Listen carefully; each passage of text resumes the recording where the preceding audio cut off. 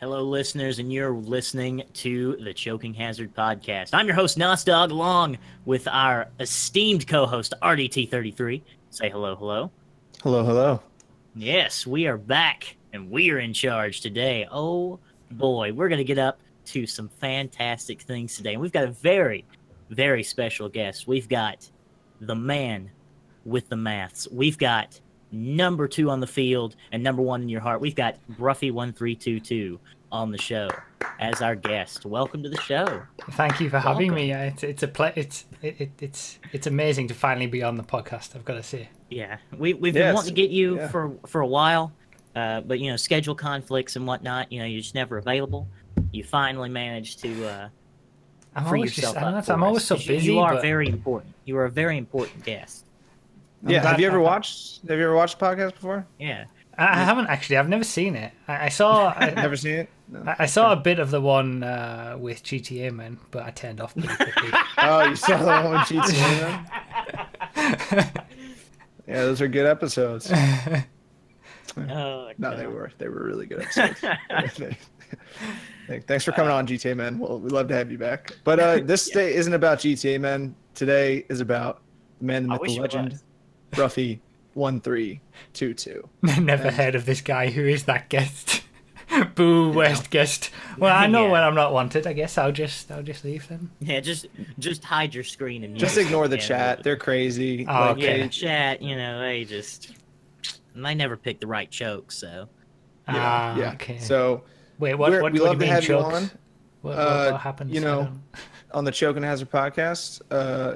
How you want to explain who you are? You want to tell people who might not know who you are about yourself? You know, what you do, why you're on here at all, and go from there. What kind of content do you produce? I produce GTA related racing content.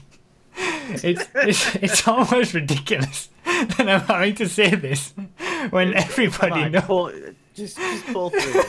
Hey man, there are people that just there's like 2 people who just podcast. Listen on iTunes. Okay, that's shout true. out. That is true. No idea okay. who you are. Going to work or coming home, we've got the greatest hits non-stop on 103.2 The Scum. GTA racing content, testing vehicles, testing cars in GTA, find which ones are the quickest. That's primarily what I do, I would say. Racing in GTA, racing in general, in real life. Stuff like that. In real life? You do racing in real life? Did you say? I dabble. What kind? Like foot racing? You race people on what do you do? Karting. Karting, Yes. like go-karts? Go-karts. Like Mario Kart? And I'm aiming to get my exactly like Mario Kart, yes. What kind of weapons do you are you using weapons? Like what? Like how'd you get into that? What made you interested in go-karting or karting, as the cool kids call it? Well, it's it's motorsport, isn't it? It's the easiest way to. It's like the equivalent of taking a ball to a field and playing some football. It's to motorsport. You can't just jump into a F1 car and go drive it. You know, karting is the way that you do some real life racing without, just entry level stuff. Okay. Plus, I love motorsport, so And it's funny. I've been on my own podcast. I've been trying to get a racing corner started, but my other hosts won't have it. It's really annoying. Yeah, it sounds really terrible. It sounds really awful. Maybe the motorsport you want them to watch should be more entertaining. God damn it. So you do testing with vehicles, right? That's what your main thing is. Mm-hmm. So do you do it all around one circuit, or do you take the off-road vehicles around an off-road circuit? Oh my god. That would make sense, wouldn't it? I mean, it would make sense. I mean, because I want to know how off-road vehicles perform in an off-road situation. I don't want to know how they perform on some street circuit. That'd be useless information. I mean, utterly useless. Makes zero sense whatsoever why anyone would think that whatever, Is this how this is going to go? All these questions are going to be just exactly the same. You agreed to come on our show, okay? We asked the questions, the hard-hitting questions. Yeah, we asked the questions here, not All you. right. I have explained this in a video before. But Oh my God, you're actually gonna answer the question. I am going to answer the question. You asked it. You dug your own hole with this one. Okay, I'm not going to answer. Forget it. I was about to get RDT ready for the music to play you off if you ranted. Yeah, don't worry. We got some stuff planned. But yeah, what made you want to test the cars in GTA at all? Like, what drove you to create that content and that series? I was making videos on Gears of War and other racing stuff like Forza Horizon and things like that, and then GTA came out, and I figured, I'll just start making some videos on GTA instead, some discussion videos, just me racing in the game, stuff like that. And then the next thing that I know, I start seeing on forums people saying that the Carbonizer is the quickest car in the game based on all the stats. And then I looked at some YouTube videos and I saw big YouTubers saying the same thing. The Carbonizer is the best car in the entire game because of the stat bar totals in game all adding up to the maximum amount at that point. You take the speed, acceleration, traction, all that kind of stuff, it all adds up to the most. So I was like, wait, this can't be right. Yeah. And then I started to, because I, like, from driving in the game and doing some random races, I knew that the Entity was the quickest in the supercars class, just based on driving it, honestly. And then I see that people are saying that the Adder is the best car in the supers class, and I'm like, what is going on? So I just thought, you know what, let's do some testing. Let's take these cars around the track, one person, one track. Let's see what lap times they get. And then that was the start of it. And then since then, I've just continued to test all the cars that have been released and retest them, and test them way too many times, honestly. So that was the reason. It was because of the misinformation that was out there that I wanted to try and educate people. But people didn't like it. People weren't happy. Yeah. I was just going to ask, how do you feel about in the early days when on like the GTA forums, people would kind of discount your testing and say, this is just one guy, he doesn't know what he's talking about, how can this be true? Just because one guy says it, we're just going to agree with that from now on? I don't think so, bud. Yeah, the car can't even get up to top speed on your track. I mean, you're testing, it's useful. It's lacking. Yeah. No. It's definitely good as a guideline. Okay. The thing is, the reason, the way that I got like a significant influx of subscribers initially from Reddit, and someone just posted my sports and supercars video on Reddit, and that got me like quite a few subscribers from that, and then it just went on from there. Videos on right now, by the way, are those still your most viewed videos? That original testing video is still my most viewed video. It's on like 800 and something thousand. It's crazy. And do people still comment like, what about the Zentorno? No, not anymore.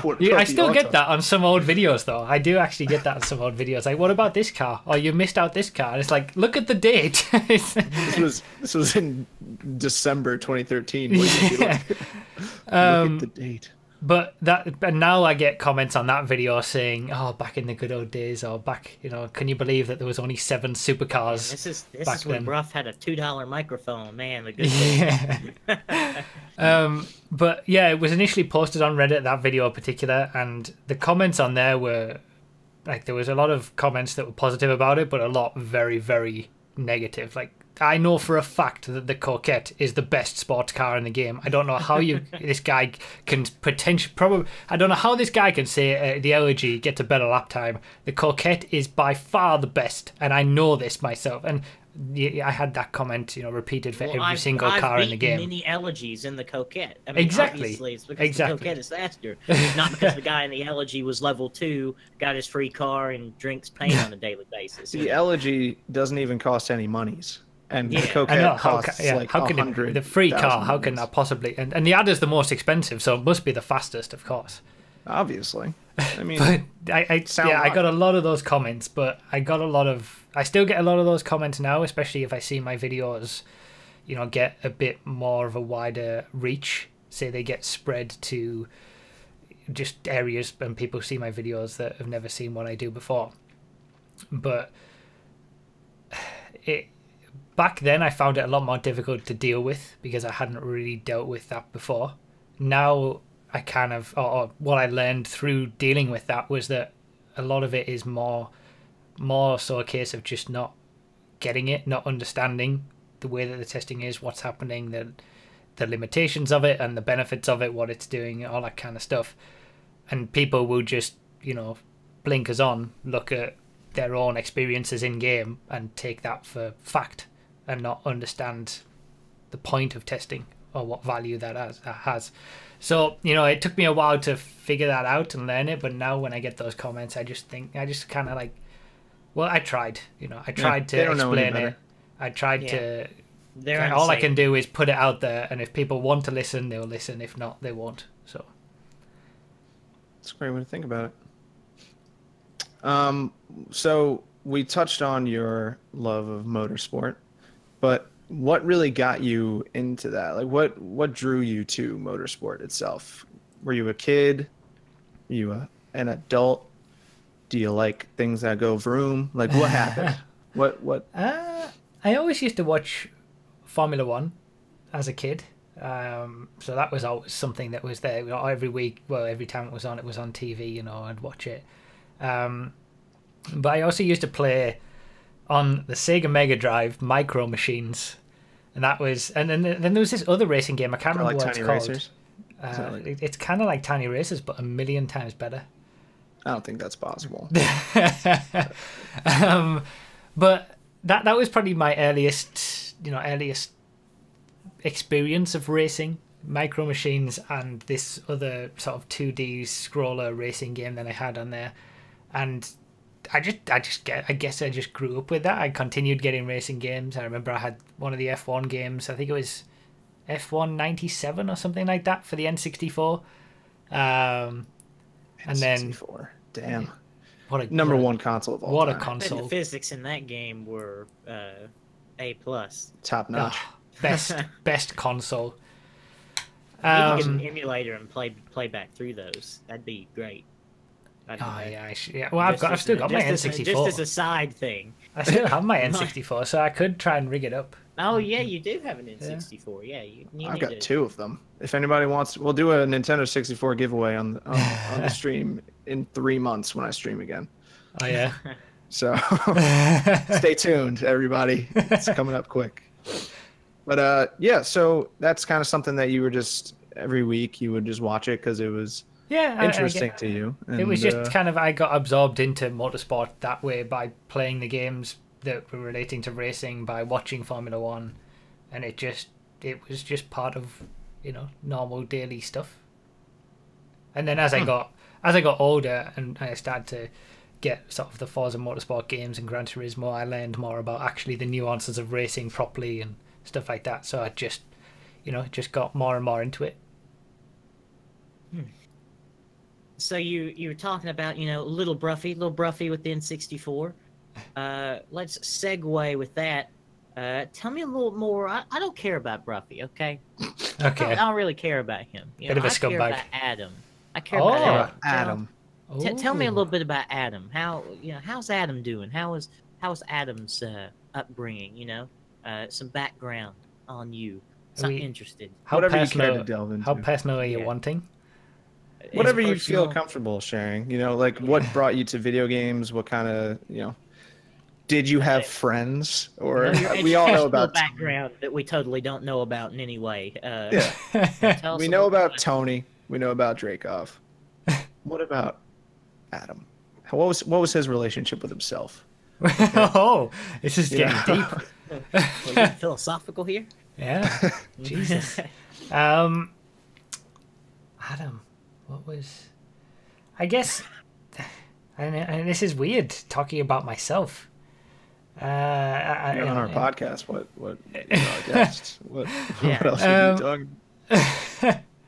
I mean, the gaming sort of things has always been part of my life. I've always enjoyed games. The Sega Mega Drive was my first game. I probably got it when I was like 5 or 6, and then ever since then I'd had a new console whenever my family, I guess, could afford it, and then I would enjoy playing games and that kind of stuff. So I was never shy or anything. Well, I guess I was shy, but not. I had friends. I was okay at school, all that kind of stuff. But I used to enjoy, coming home and just chilling and playing games. I guess that continued all the way through secondary school and all that kind of stuff. Yeah, I'm definitely an introvert. Let's put it that way. I'm not an extrovert. Really? Oh yeah, you'd never imagine, would you? No, I mean you're not, this bombastic, Raggedy Dan type, but you're still putting yourself out. What did you say? Who? Yeah. He just donated actually, saying thanks for having me on the podcast, folks. But I don't have any of the notifications on today because it's a special podcast. But I will play them all at the end. Excuse me. He said in the chat. Poking the bear. You don't have this bombastic attitude. No. But you still put yourself out there. You still put content out on the internet for scrutiny, and you've definitely been scrutinized. And you talked about how you've been through that.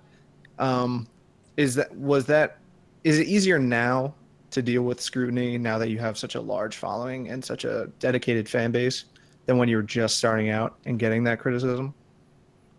Yeah, I would say definitely. In the early days, it was, very difficult. I mean, you learn as you do this how to deal with it as well. Like as I've grown on YouTube, I've learned how to deal with it. Like I said, the way that I think about it is slightly different and all that kind of stuff. I have more understanding of where those kind of comments and criticism come from. And sometimes I'm feel like I've gotten better now at being able to, decipher really legitimate criticism to just, random not understanding what's going on. So if there is legitimate criticism or problems, I can now, try and fix it and look at it properly. But when as I was growing up, I guess I would have never been very good at dealing with that.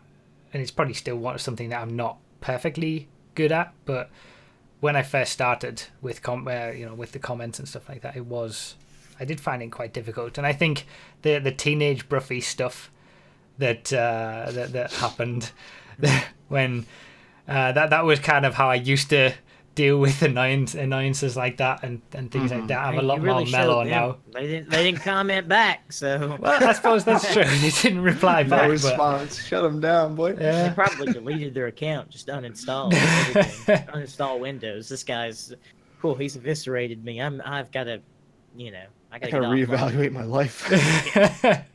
But that was sort of something that I'd never really, and before online gaming, I'd never experienced that kind of stuff as well.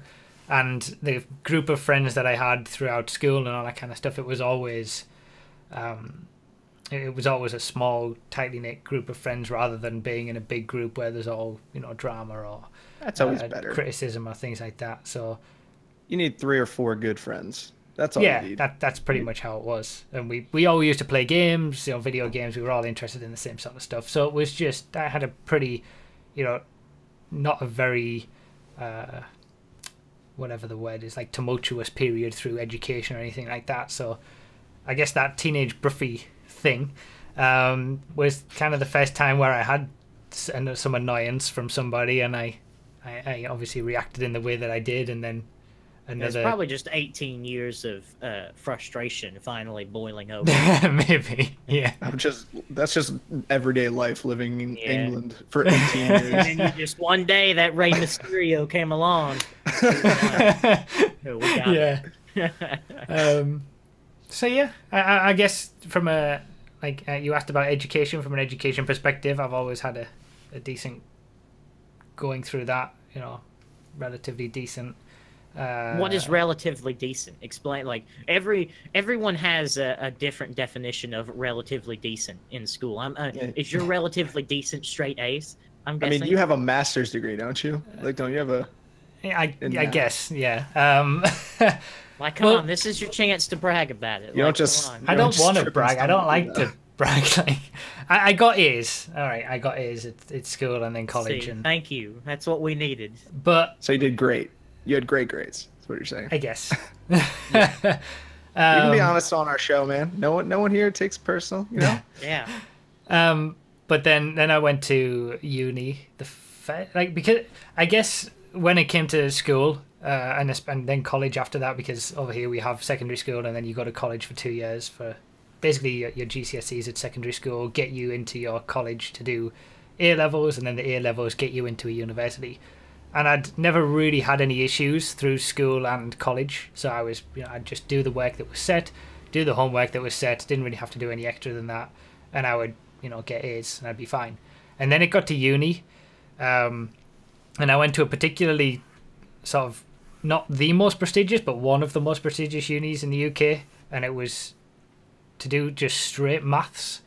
And I was always good at maths at school, but mathematics at university is sort of completely different, especially at a sort of more hardcore university like that. And I really just did not like it at all. So at that point, I really had to work hard to just get through that sort of 3 years and get that degree in maths. And I feel like it was so that achievement to get that degree, even though it wasn't a high level, in terms of grades or anything, that was so much more work than actually all my school stuff. And then I went to get a master's degree after that, which I was able to get a distinction in. So I kind of reevaluated everything and was able to come back stronger, I guess, after the downtime and not doing very well at the main degree. But yeah, I mean, and then I went and made YouTube videos, so I don't really use my degrees. Well, with your degree, is it kind of hard to be this humble? Because if I had a master's, I think I'd be like, hey, did I tell you I got a master's? Hey, Yeah. see my master's? I keep it framed on my wall. Hey, that's my master's. I could teach at a university, but I just choose. Yeah. How do you deal with that inside yourself, that you've done such an achievement and you don't tell anybody? Like, that's the only reason I would ever do something like that, is just to tell everybody. I guess I don't know. I don't really feel that I need to tell anybody. I just do what I do, and I get, like, what does it really matter? I got a degree. I did well. I'm happy about it. I'm proud of my achievements. But why does anybody else really care? I don't feel the need to tell anybody. I would shove it down their throat. I work so I don't hard. really. I'm not like that. I don't want to let people know if they don't want to know something. It's like in conversations, I've always been one who will sort of stand back and listen more than I'll just speak, because I'm genuinely interested in what people have to say, and most of the time I feel like people aren't interested in what I have to say. I don't believe that at all. All right, apart from on maybe podcasts and things where I've got some specific thing that I want to talk about, but I've seen your podcast and you talk a lot. I don't think you just sit back and let people talk all the time. But yeah, okay, fine. Cool. That's nice to get that little insight into what the inner workings of your mind. But I do feel like my degrees have definitely helped in doing YouTube. It allows me.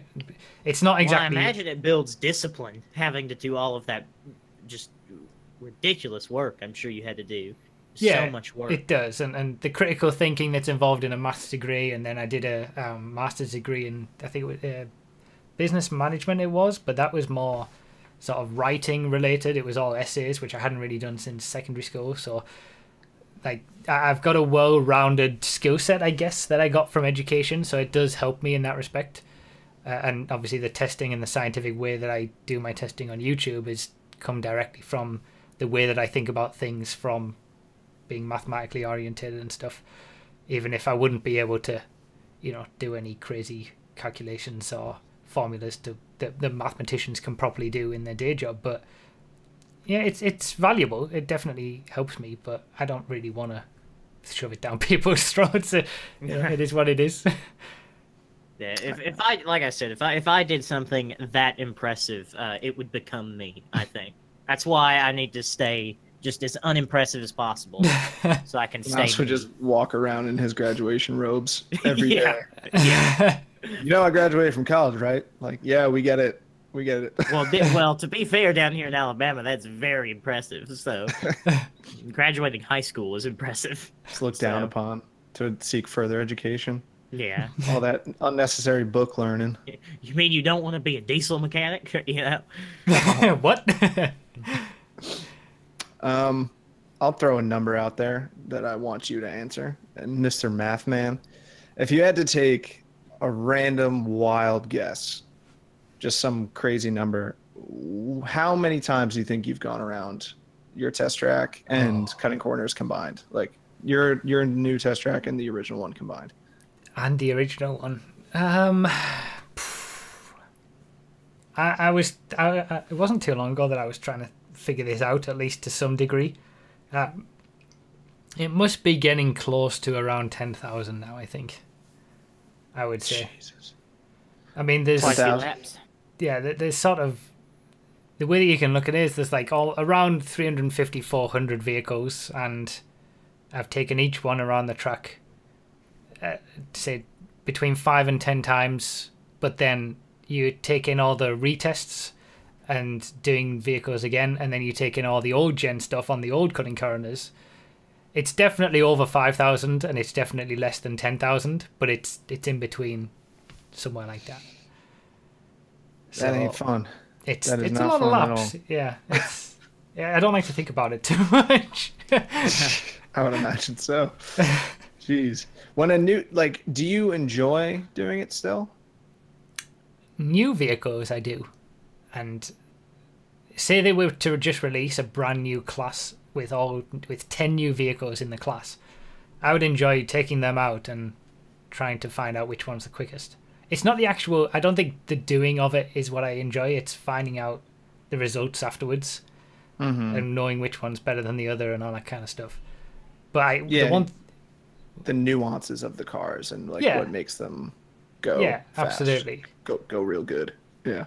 But I mean, the top speed testing is it's just mind-numbingly boring, because you got to do 5 runs of each car and then put it into the video editing stuff and work out how long it takes. Okay, that's your own fault for wanting to be that thorough. I would definitely just take it down once. Like, there's no way I'd do it 5 times. Yeah, I know. I guess I could. Or I'd do it once and tell everybody I did it 5 times. That's I could cut corners, but that's just not something that I do. Imagine how much time Broughy could have saved if he was just 1 second quicker per lap. It all adds up. But yeah, it's. I hate, the one thing that I hate is I don't enjoy the top speed testing, but again, I enjoy getting the results. I enjoy more testing new cars on the track and then getting their results. But the one thing that I can't stand now is retesting. It kills me to take the downforce vehicles. I've tested the RE7B and especially the ones we got from Cunning Stunts, the ETR1, the Tyrus. I've tested them so many times now, because they've changed so many times. And if Rockstar were to make a big change that changes like all the lap times significantly, I wouldn't. I'm pretty sure I wouldn't be able to handle that, and I wouldn't be able to. I'd maybe just do supercars or something like that. I wouldn't be able to go through all the vehicles again, just because I can't stand doing it twice. Where's the tough questions? Oh, that's a good one. Let's think of something. Yeah. Now, I do have a question for you, though, that I think some people might be interested in as far as the top speed testing is concerned. And that is, why don't you just do a long piece of stunt track and just do that? Is this another off-road vehicles on an off-road track question, or do you genuinely want an answer? I genuinely want to know. Because I have answered this already. Well, some people that just listen to the podcast may not have heard it.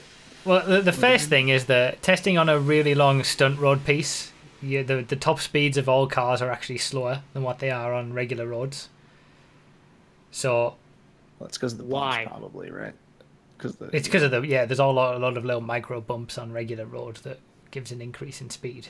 So you're not getting that increase in speed on just a totally flat stunt piece. But so then you're not getting really like the real top speed, then, are you? Not on a stunt piece, you're not. No, I mean, if you're going. But then what is it? Yeah, then that opens up the question of what is the real top speed? Is it when you're in the city going over more bumps? Is it going over no bumps? Is it going over a mix? You know. But you get a completely neutral environment and get the entire. And then the second reason that I don't do it is going to answer that is because of relevance. Like testing has to be relevant, and in what race are you ever on a 5 mile long completely flat stunt road piece where you're never curb boosting or anything like that? Even stunt road pieces. As a drag racing enthusiast, that's all I ever do in GTA. What, 5 miles? Like a good 2 minutes just on a straight line? 5 mile drag races. No jumps. There's nothing wrong with different ways to test, and there's nothing wrong with different testing methods. I just choose to do my testing methods to give the most generic and most applicable results. So you're going to get higher top speeds in the city. There's going to be some cars that are slightly better than others with the more bumps you've got. There's going to be slower top speeds on a totally flat stunt track piece, but some cars are going to be better than others. Downhills, uphills, there's all sorts of variations. But I feel like testing on a regular road is as relevant as it could possibly be for one specific test to be. And I'm not going to go test on multiple different ways because it would just kill me. When are we getting the GTA 5 terminal velocity testing where you drop the car from a plane to see what its terminal velocity is? Because that's some useful information on stunt races. Which cars fall the fastest? I don't think... Because people ask me to do extra testing as well. Like, this is... People want acceleration tests and all this kind of stuff. And first of all, acceleration tests are just incredibly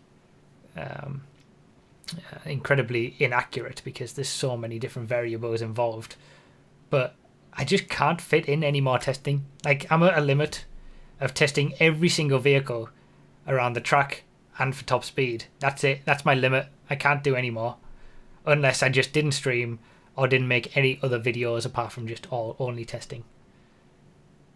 So I have to, find a balance somewhere, and I try to just cover the two things that are the most relevant, I feel, or the most generic in the most relevant and relatable way possible.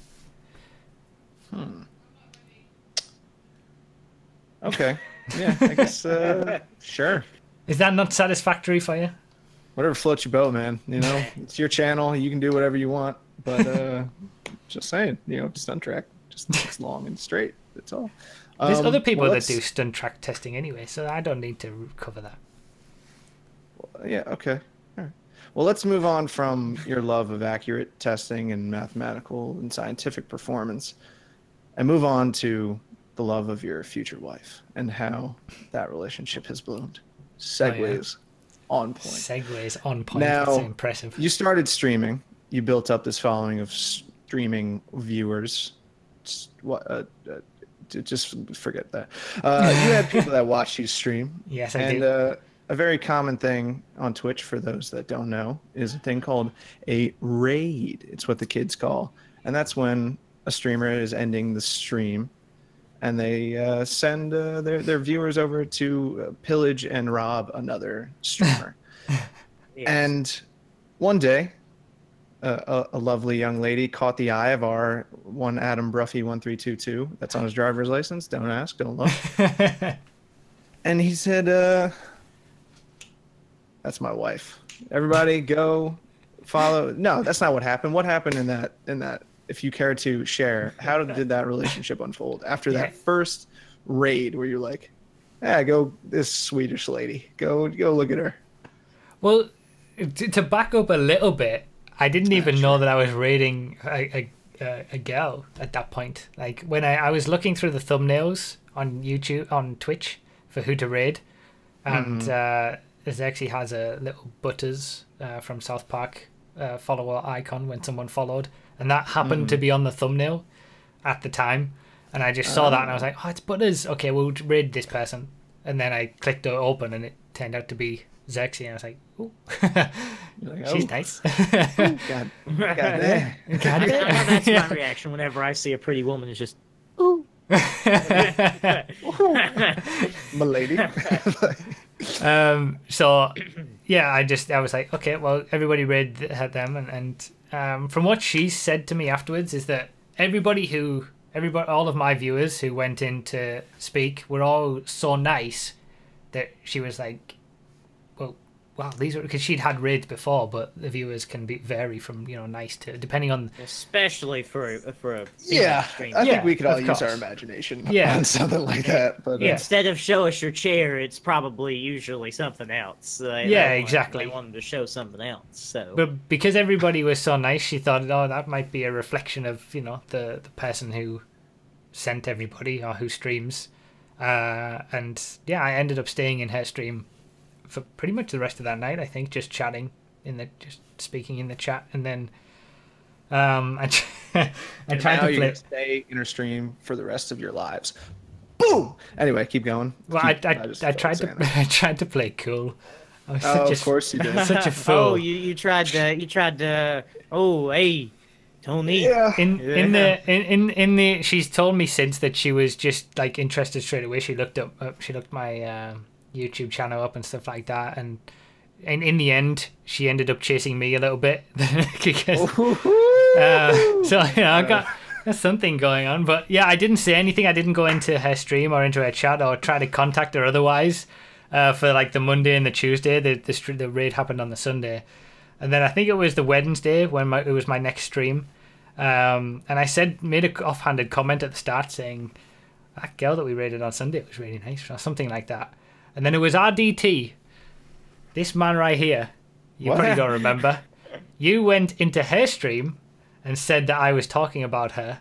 So when she finished her stream on that Wednesday, she came into my chat and started talking to me, and then we just spoke ever since then. Oh, well, you can thank me. You just send me an invite to the wedding. That's okay. That's all I want. That's fine. You got to pay for RDT groomsman confirmed. Wow, I didn't know that. And you were no doubt doing it, just to embarrass me, of course. But it worked out pretty well in the end. What and then we just continued talking, and she was coming over to the UK. RDT. We met up, and that's how I met your mother. And that's how I met. Yes. Yeah. Damn. So I was planning to like try and contact her, at some point anyway, because she seemed nice. But you just speeded up the process, really. Swag. Wow. 11 out of 10 wingman, indeed. Cool. Yeah. Wow. Well, I didn't expect that to come back onto me. That's awesome. So, you got any advice once I get big and start rating women? You got any advice? What? No, don't say that. First, rule number 1: don't use that term. Don't say that you're going around rating women. That's rule number 1. Oh, Lord. Yeah. Oh my God. I have no advice. I'm genuinely in awe that it worked for me, frankly. So I have no good advice. We just happened to. It was one of those. I never believe in fate or anything like that. But the way that everything worked out and how alike we are and how good of a fit we are, and the such a small percentage chance that it was her that I chose to raid. That. It was just. I have no advice. I couldn't say do this, and then you'll find a girl through raiding. Maybe if you just raid every single girl on Twitch. Stop. Eventually have low enough. Yes, I see. That's my strategy with women in life. So thank you for telling me something I already know. I appreciate it. Okay, so can we move on to the next topic? Do we have a next topic? I'm kind of lost. I'm at a loss for words right now. Yeah, what a wholesome story turned into just like nonsense. Yeah, I ruined it. I'm sorry. Demonetized. That's what I do. I ruin this show. So, what are your plans for the future of your content, of your YouTube channel? It's getting tough out there. It's hard out there for YouTubers, and is it going to be especially more a GTA YouTuber? Is it getting GTA getting a little stale? Yeah, you've added streams to your schedule. I'm assuming when GTA 6 comes out in 20 years, you might jump on that. But what are your plans for the future? I mean, we keep saying about how GTA is dying and growing stale and all that kind of stuff, and it just never seems to go away. But yeah, well, at the very least, it's going to die for you eventually. Yeah, So. I guess. But I feel like at this point, GTA is just a means to play with people. Everybody has it. We can jump into a lobby and do some fun stuff. And then in my other streams, I'm, playing other games. I'm working that into my streams more, playing different games. And from the YouTube side, again, I'm trying to work in different things and trying to figure out what I enjoy doing. I guess I'm still just more about doing what I enjoy, and as long as I continue enjoying it, I'll keep doing it. So I don't really have any major plans. I'm not driven that way. I'm just kind of going with the flow. Yeah, I don't set goals in terms of must have this many subscribers by this date, and it's way lower than it's going to be anyway, so you can say that you've been successful and hit your goal. I'm not interested in all of that. I just enjoy making videos. I enjoy streaming. I enjoy spending time with this community that I have on Twitch, or especially on specifically on Twitch, because the people in the chat and who come to my streams, and it's just great fun times I have. So yeah, I want to do real life racing properly, but that's kind of just a side thing. I don't expect that to become the focus of my entire YouTube channel. I'm going to continue to do GTA to a certain degree and then see what else takes my fancy beyond that. Nice. As long as I'm enjoying it, as long as everybody else is enjoying it. It's a good attitude to have. Very good attitude to have. You don't even have to worry about if anyone else enjoys it. That's how you did the first 7 years of your YouTube career. I guess that's true. I just guess putting stuff out that I want to do, and then eventually people found you. Yeah, that's true. It still amazes me, honestly. But I'm grateful for it. And we're grateful for you. And yes. I think, Nas, you think that's we can wrap up I think that's our guest segment? We can go ahead and kick him out of the Skype call. All right, yeah, we're gonna... Thanks for coming, Brough. Oh, thanks. Are you going to do your regular stuff now? Yeah, we'll yeah, our regular segments. Yeah. All right, Nas, what moonshine are you reviewing today? Oh, man, you should have told me something about this. I would have found a mason jar and filled it with water. This is white lightning. Yes. Don't put a flame to this. Yeah, this is apple pie. Very tasty. One jar, you're done. Well, that was fun. And by done, I mean dead. All right, yeah, this is going to be... Ignore this part. If we're transitioning from Nas and myself, our podcast, into the 1-year anniversary of the Choking Hazard podcast. We're back to normal. Broughy1322. Wait, the question is, should I switch the screens now so we're back to normal? Don't switch. You need to physically in OBS drag your camera up to the top left. No, that's way too much work. I would switch. We'll let the chat decide. Does the chat want to see it continued like this in this format, or do you want it back to usual, back to normal? Tell him to drag himself into the top left. That's what. Drag him. Do you want new format or regular format? Tell Brough to go drag himself. That's switch and redress. Well, the dressing up. We dressed up in shirts because it's the 1-year anniversary of the podcast. Yeah. And Nas doesn't have his pink shirt, so somebody had to wear one. Yeah, I gave it to my cousin to get married in. So Really? Yes, really. That's at least one part of you is going to be happy for the rest of his life. Dragon, if it's off by a pixel, we riot. No. Well, most people have said either regular or drag it, so we're going to go back to the regular, the normal thing. But yeah, we're all right, so that was fun. It was weird being a guest. That's something that you guys have wanted to do for a while. Ever since we started the podcast, right? That's been an idea. Yeah, you were a guest. Yeah, we'll I was have a some guest. Episodes where RDT and myself are the guests in the future. Yeah, we could do that. No, that will not happen. No? Why not? I'm not quite interesting enough. That's a lie. I know that is a lie. So yeah, this is the 1-year anniversary of the podcast. Thought we'd mix it up a little bit for the first bit and do an idea that we wanted to do. But can you believe it? I can't. 1 year. This is episode 29. We got 29 episodes done in a year. It's not 52, but yeah, it's good enough. The thing is, it'll probably be less next year, though, won't it? Because we're doing it. We started off the podcast doing it once a week, and now we're definitely doing it once every 2 weeks. So it's going to be. Oh, that's up for debate. To be fair, Okay. We can do it every week. Just one. I think like 25% of us don't want to do it every week. I think that's pretty much it. Yeah. Damn it. Yes, happy birthday to the podcast. Happy birthday. You can actually unironically say happy birthday. Yeah. Wow. Yay. Because I've been totally hands off with this episode. Normally, I introduce it, and then I have a listing of things that we're going to do, and I steer it through to what we're doing. But I've just totally not done anything because these guys wanted to, organize it themselves. But did you have anything planned for after your segment? Anything? Oh, no, of course not. No, of course not. No. Nothing at all. We were just going to discuss what we've liked about this past year and how we've all matured. Self-promotion at some point, but we can do that later. How we've all matured. Yeah, I looked back at the very first episode today, and just saw the difference. Yes, hey, let's have some Nas's old room nostalgia, isn't he?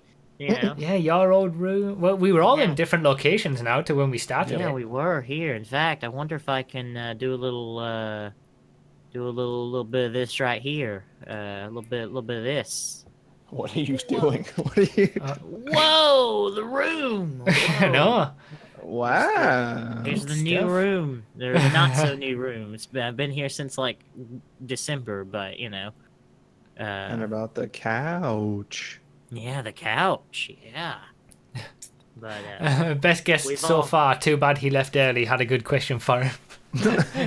Well, we'll still be doing the usual stuff, but we also have a special choking hazard podcast choke of the week, because it's never a choke of the week anymore, but especially so this time because it's going to be the choke of the year, and we've chosen the best 5 that we think of all the winners for the choke of the week, and you guys can vote on the ultimate best choke of the year. But yeah, that first episode, that was something. I haven't actually listened to it. I don't want to. I wouldn't. You couldn't pay me enough to watch that. I haven't watched it once.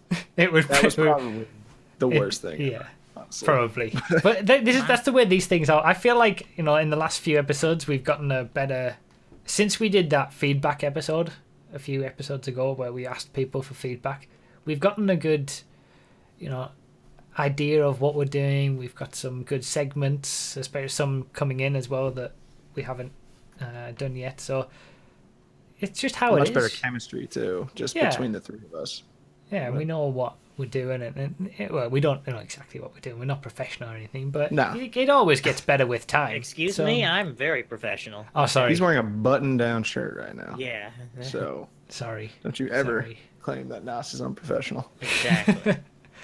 Yeah, we've all dressed. It was only RDT who actually had a shirt on initially when we started, and then the idea was put out there somewhere that we should all wear shirts, and then Nos was like, well, I will if you will, and I was like, right, we're doing it. Yeah. You have to. It's a birthday I only have like 3 shirts like this, so. Was it on purpose that there's a host for each platform? I guess not, really. It's just how it worked out. No, but there was a thing that we wanted to do eventually. It was the console war between the 3 of us. That has been since the beginning. Yeah. Which is going to be a slaughter by me, because Xbox One is so superior to everything else. But, we can try it at some point. But thing is, I'm on all 3 platforms, and I know the positives and negatives of all of them. So maybe we need to get a 4th. Like, our guest should be hardcore PS4 fanboy.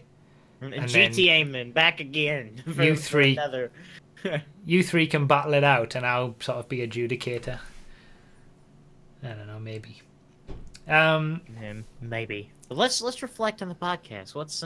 Do we have any favorite moments? Actually, what are your favorite episodes of the podcast? I know mine. I think I know yours as well. I don't think I've even thought about it. You guys go then. Let me have a look. RDT? I think, even though we didn't...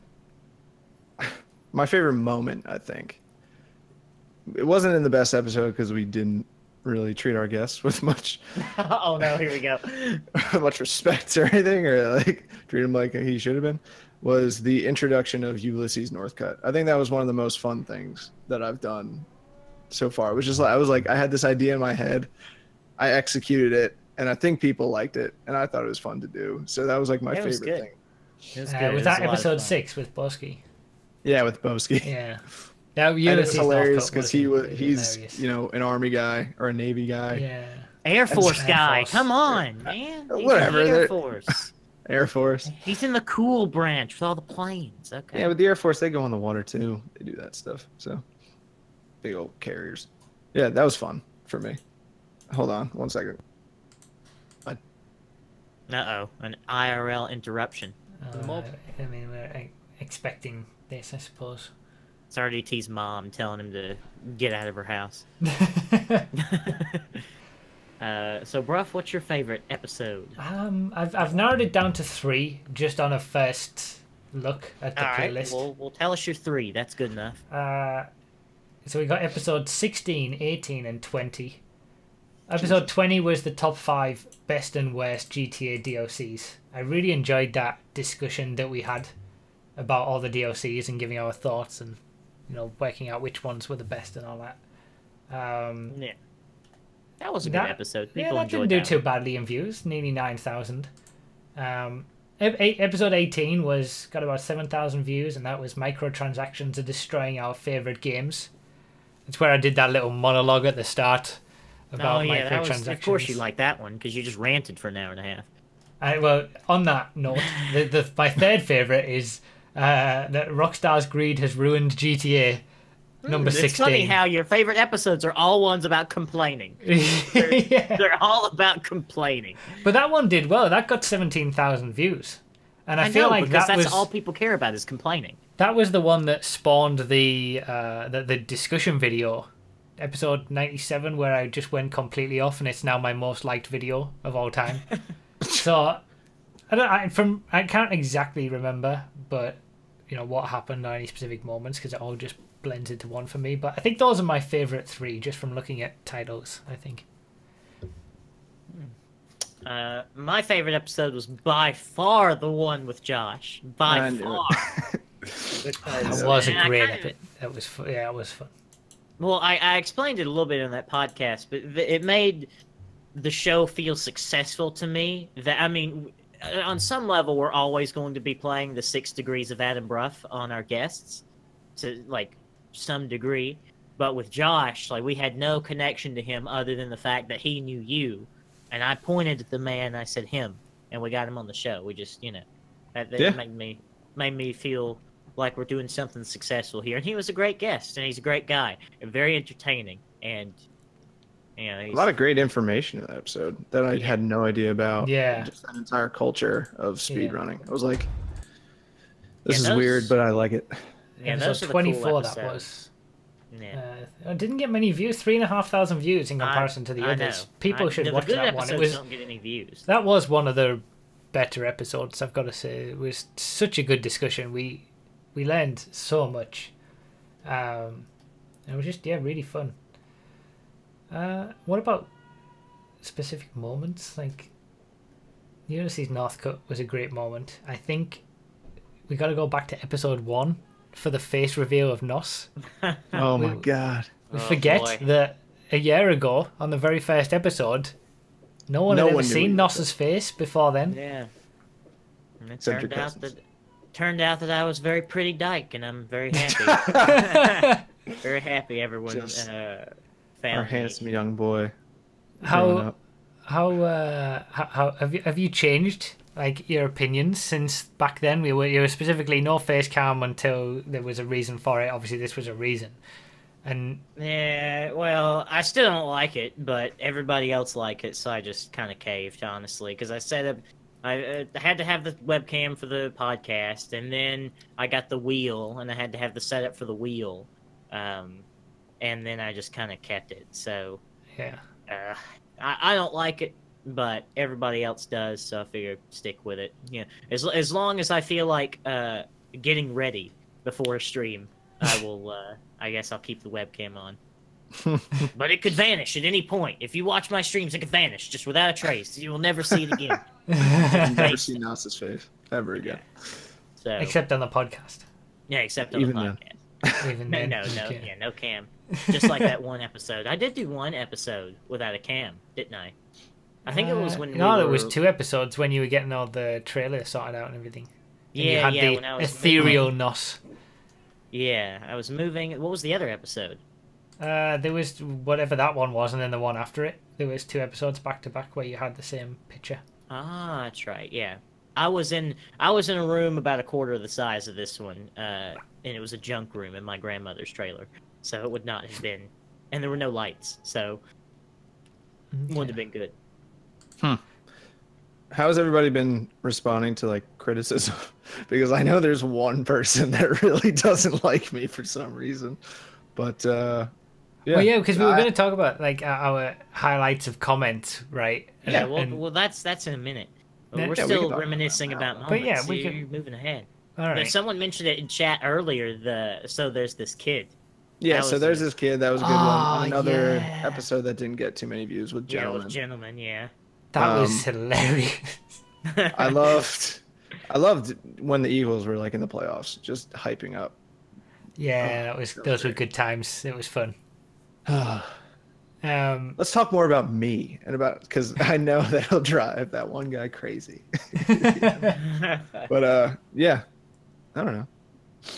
I see. This is the thing. Like, I can't remember things like that. Like, just in general, this is me in life. Like, I can't just think of highlights from the podcast. If someone will say something about the podcast, a highlight or a specific moment, I'll be like, oh that was a yeah, good I one, remember that. yeah. That was great. But I can't bring that up from nothing, and I've never been very good at that. And that's just in general life. So I find it very difficult for things like this, trying to, think of highlights from the podcast because I just can't.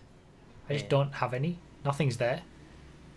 I feel like episode 2 was a pretty good moment too, because it was like a better episode than episode 1, where we had a good discussion. That was the one with MB Hammer, by the way, where we talked about Twitch and YouTube as a platform. That was the first one where we had a proper discussion about a subject, and I think it was a very needed morale boost of, we can do this. Of course, nobody watched it, but Yeah, we It's can funny. actually talk about a topic and discuss and have some proper thoughts going around about it. Yeah, than it's just... wild that like our most interesting guests haven't gotten that many views. Like Andy, I thought it was awesome to hear about. yeah, that was His amazing. job. That was so interesting and yeah. different and crazy. And Josh, gentleman, like nobody weird, but- cares. Nobody cares. Like, we just they don't need to have complain. that appeal from the masses. That's why we just need to complain about GTA every episode, and then we'll get Yeah. tons of Yeah, I views. know. Well, that's the thing, like, because when we were trying to figure out sort of how many times we wanted a guest on versus not a guest, and I was looking at the stats of views for guest videos and non-guest videos, and it was exactly the same. If you culminate all the videos that have guests and all the videos that don't, there was an equal amount of views across them. So it kind of, yeah, guests can go one of two ways. They can either bring people in who like them, or they can just be like there's plenty of episodes that we have where we don't have guests that also don't get very many views because people just aren't in the topic. So Yeah. our most viewed episode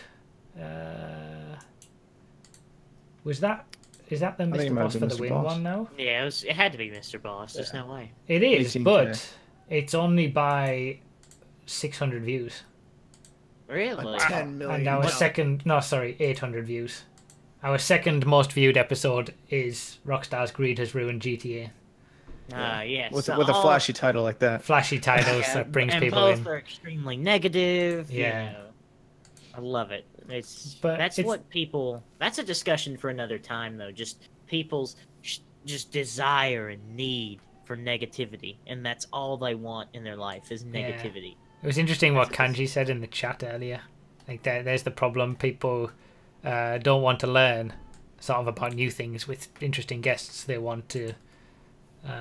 They'd rather whine. Yeah, I about think stuff. GTA's bad too. Finally, Yeah, they someone want said it. confirmation Yeah. that their opinions are correct. Yeah. They don't want new outlooks on things. But Yeah. yeah, that's up to them to change, and we're trying to change them. Yeah. We'll change them all. Yeah. One. But we hater at don't a do time. this for the masses of views. We do it for the people who are watching or don't? listening, I should say now. We get more listeners than ever before. So that's Yeah, something that I've really you're heading enjoyed. to work, or you're heading home. I hope you've had a good day, or you're going to have a good day. This is 103.2. Then we'll play like I some really enjoyed that, Aerosmith. how it's grown to be a audio only thing. And when we started, I mean, I worked out how to put it on iTunes and stuff, but since then we had a sponsor on that essentially paid for a year of us hosting it on an audio version. Thank you, Geek Crate or whatever. Geek Fuel. Geek Fuel. Come on now, it's Geek Thanks, Fuel. Thank you, Geek Fuel. Audio versions of the Choking Hazard podcast are brought to you by Geek Fuel. Geek Fuel, the fuel for geeks. Learn They more didn't at pay us for geekfuel.com or org. Yeah, that's what we need. We need some more sponsors PG. to become a fully fledged podcast now. But What we need some of those like mattress sponsors, so I can get like a new king size mattress. oh yeah, God, Yeah, Casper, get a yeah. Casper custom mattress. Yeah. If you don't love it, 90 days, they'll take it back and burn it because it's disgusting for you to sleep on it for 90 days and then return a mattress. Yeah. So yeah, it's been good to see that, and now it's on Spotify, and there's various different ways you can listen to it. I mean, it's great that we've had, like, I think a defining moment of the entire podcast was when we had that person contact me saying, "I've never watched any of your videos. I've never seen the podcast on YouTube. I give a just shit listen who to you it on are." iTunes Yeah. for my job." And I it like was that just RDT like, guy. He's really cool. He's got a cool Yeah. voice. but that was it. Like that was a defining moment that we've made it as a podcast as well. Like not just a We've video. made it one podcast. audio listener. That's We've it. made You only need one, and then you know you've succeeded, and then it just grows from there. And then you can stop. Well, no, not quite stop. But yeah. A highlight has been Nossa's intros to the call-in questions. C. Wilson yeah. said that before, especially Yeah, one of the. Was it the I tried first my one or best. one of the early ones? With the, well, I think it was the very first one, right? Possibly. Oh, what was it? Is it what's stuck in your throat today? What's or stuck in something your like throat that? today? Yeah. Oh man, that was brilliant. There's That been just some caught us all off classics. guard. That was great. And then I think the one after that was what, like spit it out or something. Yeah, yeah. Pretty good. I kept them going there for a while, but long after time. like 12 episodes, it got kind of hard. Yeah, yeah, I can imagine trying to think of different ones every time. But I feel like we should talk a little bit about how it all started, because many people might not know, especially those listening. Yeah, it's true. Like, how did this come to be? And it dates back to we actually had a podcast before this, but it was an unofficial podcast. It's an informal Yeah. podcast. It was more of like a roundtable discussion while I guess, you were while doing other playing things. games or something. Yeah. The What Are You Doing podcast. Yeah, what are you doing podcast? There were 3 episodes. I think in the very first episode of the Chalking Hazard podcast, I have them all linked in the description. Oh, wow. I think you do, yeah. Oh yeah, they are. Throw Put 'em all in 3 the- episodes Put them in linked. the down below in this one too, since we're talking about it. Yeah, okay. Oh yeah, There's just give me more. extra work to Look remember. down below for links to the What Are You Doing podcast. You know I'm gonna forget, and then people are gonna That's be why disappointed. MB Hammer's here. But the What Are You Doing podcast was just, we were playing random game. Like I happened. Did it start on the Criminal Mastermind on Xbox? Yeah, I Is that think what so. It was? And then yeah, that's how it started, and we were just in a call with, like, I was in a call with people like Calavera and Crazy Man, who I was actually doing it with, and then And Blue-Eyed RDT just Mouse. randomly You always joins, forget and then Blue-Eyed Nos Mouse. randomly joins. Yeah, Alex was there. Malice was there too. Yes, he Malice is so integrated into everything that happens on Xbox and Nodo that he's just, there. You don't need to mention him. You just know he was there. But yeah, then RDT joined and just started talking, and then Nos joined at the same, pretty much soon after that, and then we started talking about stuff, and then episode 2 was. When was episode 2? Was I doing heists then as well? It looks like it, I have no idea, based dude. on the video. I was doing some heist, and we did the same thing, chatting. And then episode 3, we actually specifically got onto a call to talk about the potential of having a podcast. Yeah. Oh, wow. And then we created the Choking Hazard podcast. I think it was episode 3 of the What Are You Doing podcast where the name came about, Choking Hazard, I feel. Yeah, who was it that came up with that name again? I think that was wasn't that C. Wilson? That's Scottish guy. No. It was definitely Scottish. I'm pretty sure it was C. Wilson. Yeah. He's the only Scottish person I know. Well, Was it Lemmy? Was it Brian Lemond? It was This MB is the Hammer part who where came someone up in with the it. comments right now, someone has posted in the comments. Right now. Who is that voice? Where did that come from? Yeah. Who's the guy? That is our And producer, timestamp. MB Hammer. look at C. Wilson in the chat taking. It was me. I can confirm. It was C. Wilson, I remember. See, this is what the chat does. That's not true. Heists on PS4 grinding for episode... Oh, that's what it was when people were loading up the... Wasn't it people were loading up the final heist for me to continually do, I think? Or I was at least... I was grinding through the final heist to get some money on PS4. We made it more interesting by talking. So yeah, we had humble beginnings. Anyway, Hammer did come up with the name, by the way. He did. He did. Our Give him producer. due credit. And then Nos bullied us into actually doing it. Or bullied me into doing it. Yeah. Yeah. Well, I mean, I You've told done you so forever much. that was the type of content that I wanted from you.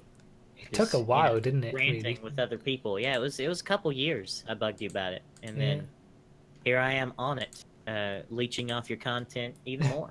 It's excellent. Yeah, I really don't know how we all ended up here. I don't How know did it how happen? I'm sitting here doing a podcast with some dude that has like 170,000 subscribers in England. Like I don't know what's going on. Thing Well, is, back in YouTube- drinking my way. 2014, you joined an online gaming community called Nonchalant Dominance. 2013, 2013, excuse me. December. DT's one of 2013. the December 10th. super Okay. OGs. Yeah. You two are both like significant OGs for my content and YouTube and stuff. It was all old gen RDT stuff. did come first, though. He RDT gets- was one of the truest of the OGs. Yes. I was in one of those early subscriber lobbies. That was hilarious. Oh yeah, the really really early ones. That We was just great. had enough people to fill out a lobby on old gen, so 16. Yeah, that was crazy.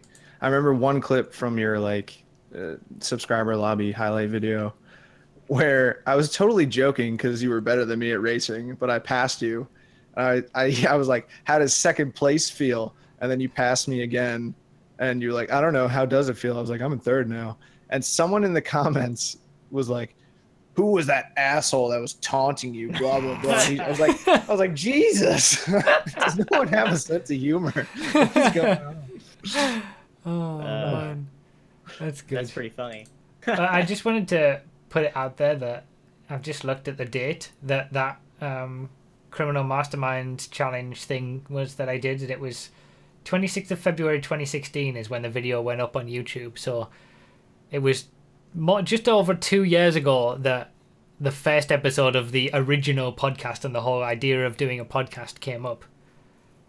So Wow. it took us a year to get to the point of actually doing it, and here we are a year later after having done it.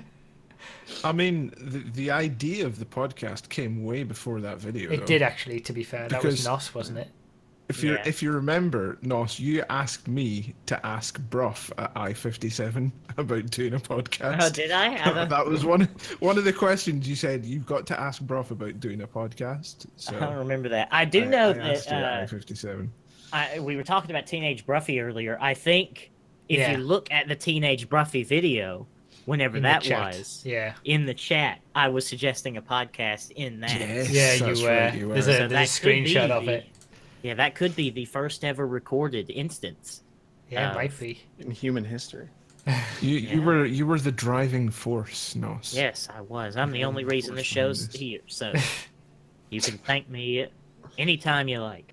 Anytime. Or do the opposite if they don't like this whole thing. Yeah, true. Blame Nos. Blame Nos for Speaking everything. of- Hashtag. Speaking of not liking things, should we talk about some comments? Yes. Oh, hell yeah. Yes. So this is Hell something that we're yeah. going to start bringing into every episode. A comment feedback from the previous. So Yeah, we're going this to is do gonna a be sort of new edition.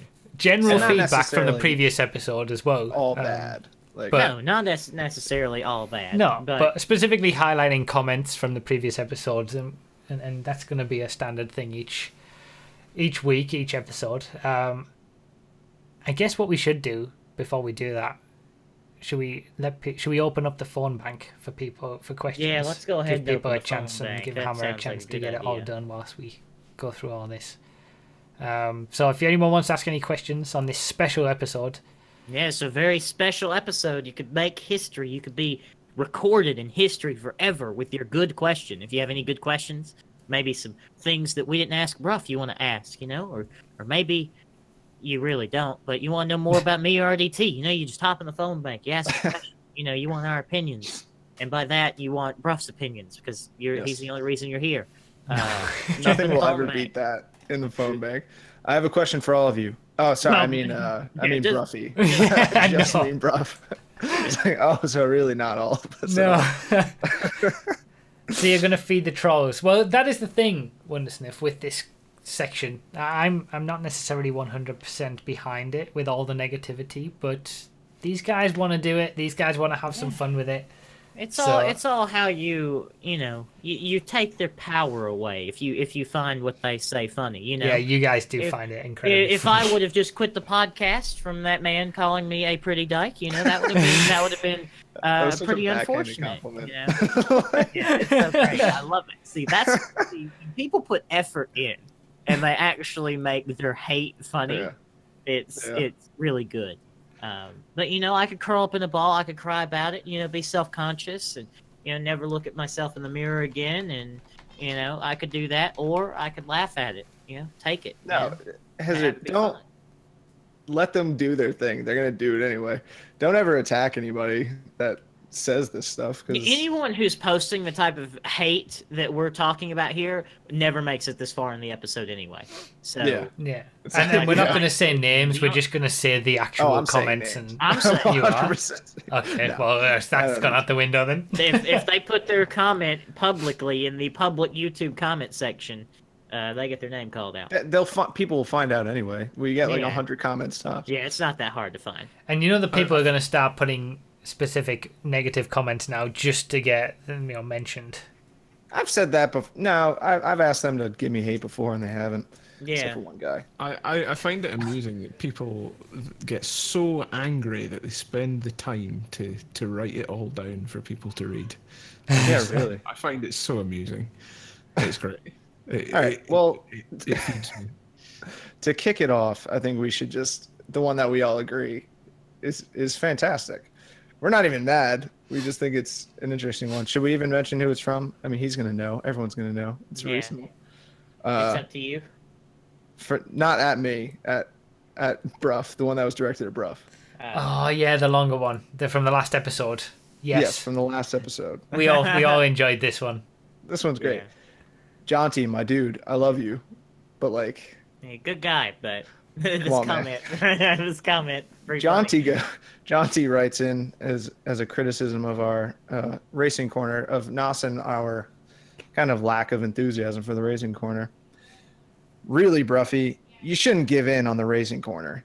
You have given your co-hosts so much by doing this podcast with them in the first place. Frankly, the fact that they won't watch a 10-minute highlight video after all you've done for them makes them look like ungrateful little pricks.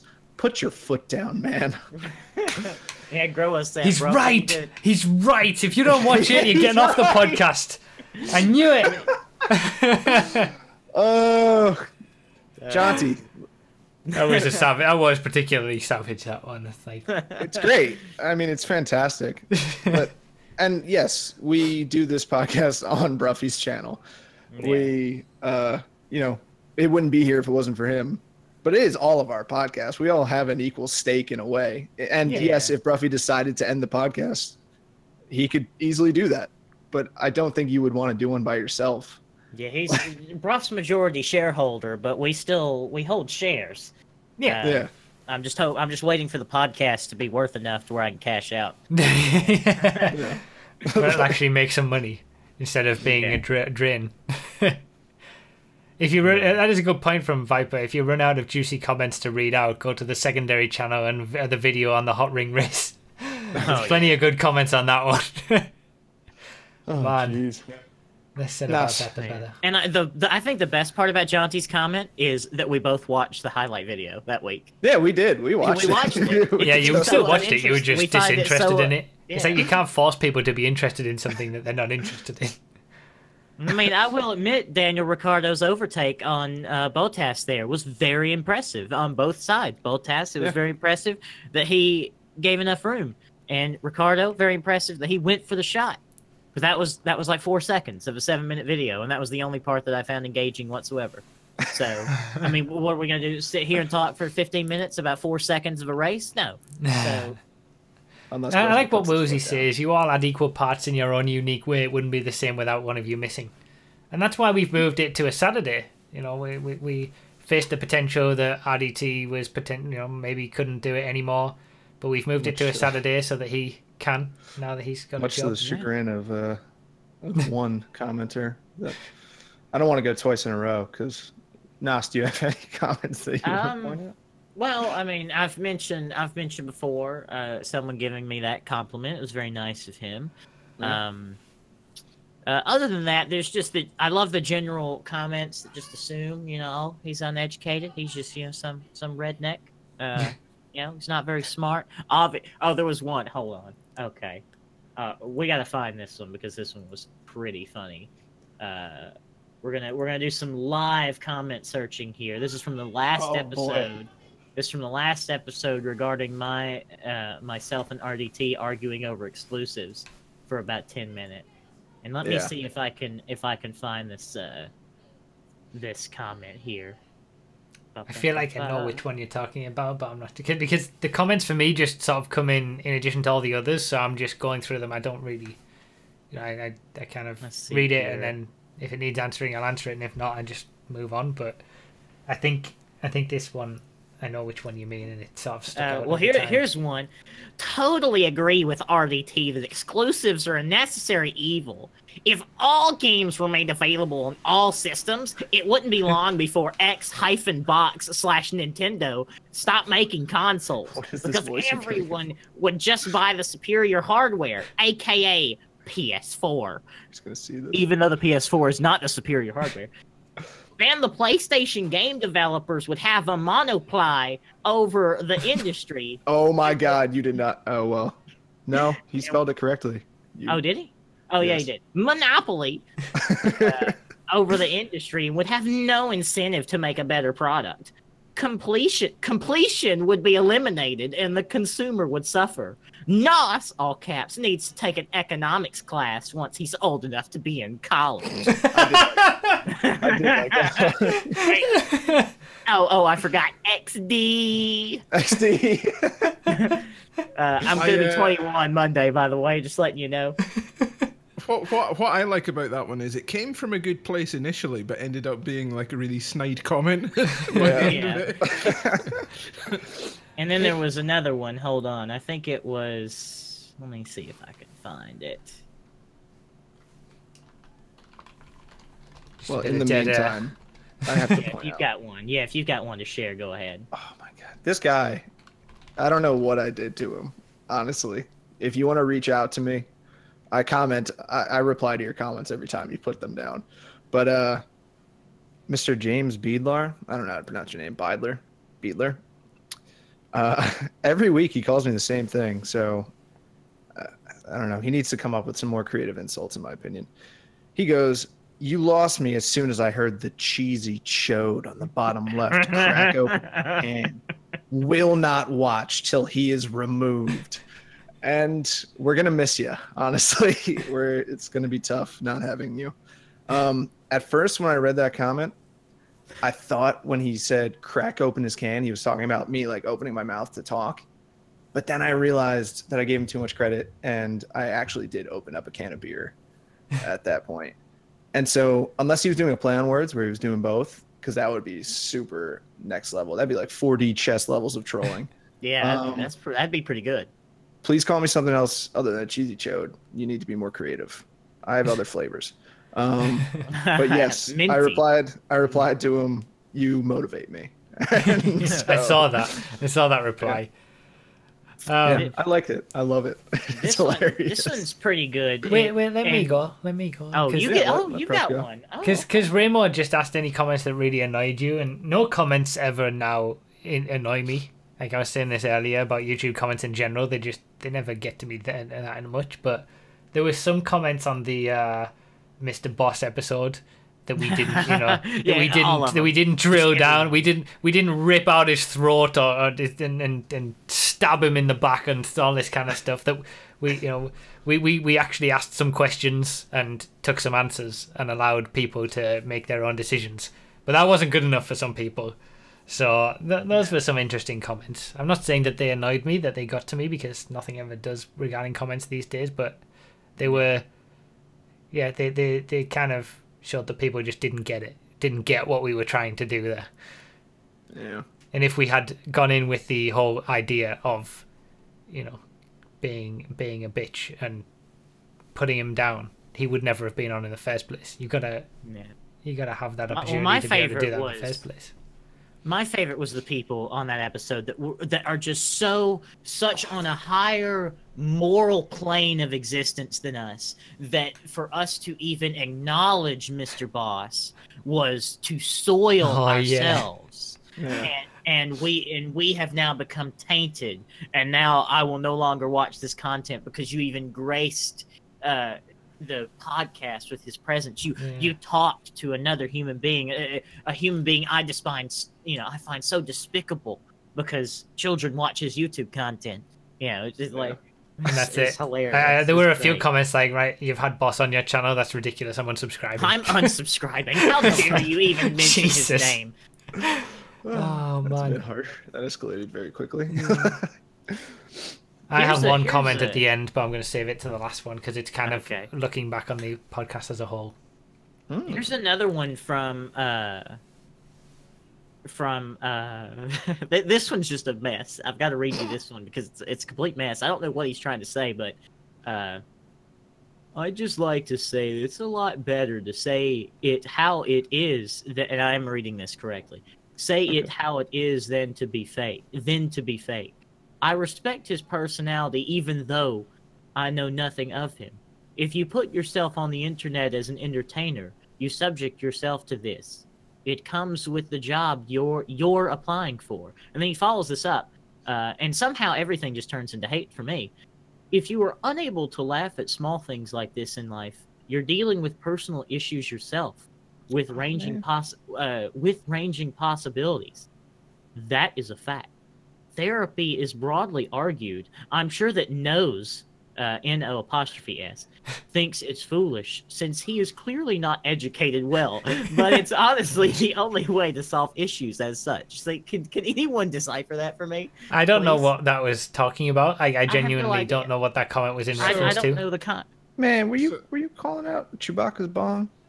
I might have. Yeah, I was. So in the same vein, I've picked out a comment, and you guys need to try and guess which episode it was associated to. Oh, okay. Oh, I like that. Ooh, fun game. That's fun. So, and I will preface this. This comment has been edited. It's quite a long one, but it has been edited. So this is exactly what the author wanted to say. Internet has a bad name because of all the positives and negatives, so I understand the opinions, but I think I disagree. I disagree because quantum computers are becoming a thing, and when that will govern the whole internet, there will be literally no lag, ever. When I say that there will be no lag, I truly mean that there will be no lag. Let that sink in for a little while. That means probably internet gaming will be possible and will be a thing. I'm not even saying that I want it to be a thing because there are so many negatives of internet gaming, even without lag. End of comment. I think I know which episode. Whenever we talked about PlayStation Now, I know that. I remember this comment, but I don't remember what episode it was. I was thinking it was Joshimu's. Yeah, it was that episode. You're right. Yeah, but we got on the subject of PlayStation Now because we were talking about. Is that what it is? I have no idea. I mean, I would go with that as a guess, but I have no idea if you hadn't have said that. Where it was it's come exactly from. that. Well done for good Sweet. remembering skills. Because I remember we were talking about that, like, I forget exactly, streaming games or something like that, and how that would affect. Yeah. Yeah. So I love the fact that it was edited. yeah. Yeah, it has been edited, so that is the final form of that I can't comment. wait for those quantum computers. That's not what I meant. I meant this. Oh, Jesus. That's Oh what- man, do you guys have any more comments? Or are we? Am I good to do the final one? Yeah, I think that's it for me. I'm sure there were some amazing ones still, but in the earlier episodes, I'm sure there were some good insults on what I look like. That's what everyone always goes for. Of course. Well, Like, I'm just waiting for someone to like insult me on some kind of deeper personal level that actually gets to me. I'm waiting. It will happen one day. But, Hopefully. God willing. God, hopefully. I'm really hoping that it will happen. well, the last one is the quintessential comment. Speaking of anniversary of the podcast, this has been we don't get it anymore, I've noticed, but we had it for every single episode from as soon as we started. Yes. Z. Stick to gameplay, Broughy. Z. Beautiful comment. Stick to gameplay. Every single episode was that. Just it was like Gameplay, clockwork. You Broughy. knew it was going to pop up. In fact, God. how about that be the if you've made it this far in the podcast? No, don't do that. I've got that for the end. I know what that's going to be. Oh, Okay. you do? All right. Yeah. All right. Okay. Don't do that. Never mind. I didn't know you had something planned. I know what the comment's going to be. I only thought up of it 5 minutes ago, but I know what it's going to be. Oh, okay. It's a good one. Right. So that's going to be I'm looking forward to this this segment every week where we look back at the previous podcast's comments. It's going to be fun. Yeah. We'll Yeah, if have, you have comments, I would say do that too. Like, if you have something that you want us to address or something, be like, yeah, RDT is the best host, obviously, and Yeah. I'll be like, or yeah, if you I know. have like a particularly good question, and you can't make it live or you're not subbed to Brough on Twitch, if it's But a don't particularly start good putting question. your word. Don't Yeah. start putting your word bank questions. yeah, it doesn't have to be Going back. bad stuff. We can actually have some feedback. It will and- have to be an exceptional question that we've never even thought of before. if Yeah, we're we gonna don't be like answering write-ins. questions. Yeah. Speaking of that, before we go on to the phone bank call-in section, a little bit of gaming news. We are going to do a gaming news segment every time, but I wasn't going to focus on this too much. But then there was some actual news that loot boxes are now illegal in Belgium. Oh, They've actually shoot. said that loot boxes in Cool. they looked at 4 games: Star Wars Battlefront 2, CS:GO, Overwatch, and FIFA 18, I think. And the only one that they deemed not to be illegal was Star Wars Battlefront 2 because they've removed them all since then. So they're literally saying that the loot boxes in CS:GO, Overwatch, and FIFA need to be removed, and that's the same for all games at that point. But they just focused on those 3, or the producers of the Can't games, sell the your people game involved in the I games. mean, honestly, I'd just take the hit and not sell my game in Belgium. They could be facing prison time and all that kind of stuff because it's So- What? So what they've said is they have to be removed by June. If they are not removed by June, they will be facing €800,000 fines, or a maximum of 5 years in prison. But those are both doubled if the rules were broken by minors. So okay, so they will They be were. doubled. And there was wasn't it the Netherlands that said that they've found loot boxes to be gambling as well, I think, but they didn't name the games that they were looking at. But it's largely they- believed to be the same sort of games. But they've got the same named- sort of. They named the limit. games, however, they said that they didn't come down as harshly. They said that they could be classified as gambling, and they're going to keep an eye on it, basically. Okay. So it's things are happening. Things are Good. Boy. good. I agree. Loot boxes are the devil. So we'll see how that continues. Right. Community questions. do we have some questions? We do have some questions. Okay, I'm going to have to. There's another. I mean, you tell people to come into the question area at a certain time, and they just don't do it. So I've got another question that I've got to go and listen to now. But like, It'll be fine, Hammer. Just the deep breaths. All right. So our first question is by Mr. C. Wilson. Hello, caller. You just called into the Dr. Heimlich fan club. Who's your question for, and what's your question? Good evening. It is for everyone, not just Brough. Okay. It is quite simply, over the course of the 1 year that you've been doing the podcast, you've had some quite incredible guests.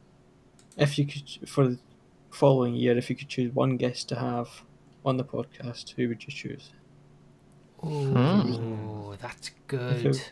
If it was down to you. That's a great. If we could have one guest. Anybody? Anyone. I have two in particular that I'm thinking who I would prefer. Who would those be then? What's your answer? I think I have two as well. I'm leaning towards one over the other, but these are the two. Broughy1322 Ooh, and Jim cool. Sterling. Jim Those would be my two, and I think I would prefer, if I could have anybody, I'd prefer to have Jim Sterling on. Of course, for the negativity. Of course. Because it would indulge my need to Triple talk A! about the AAA gaming industry and all that. But either of those two would be my choice. Yo, Lentini. Yeah, Yeah, you know, that's a deep cut right there. Yeah, that's an old meme, sir, but it checks That's out. a very old meme. RDT? Sorry for the ruffling. I need to change my Or do you need more time? Well, I was thinking more of like a possibly realistic rather than just a shoot for the moon, which I guess Broughy might doubt it, but no, he would never come on here.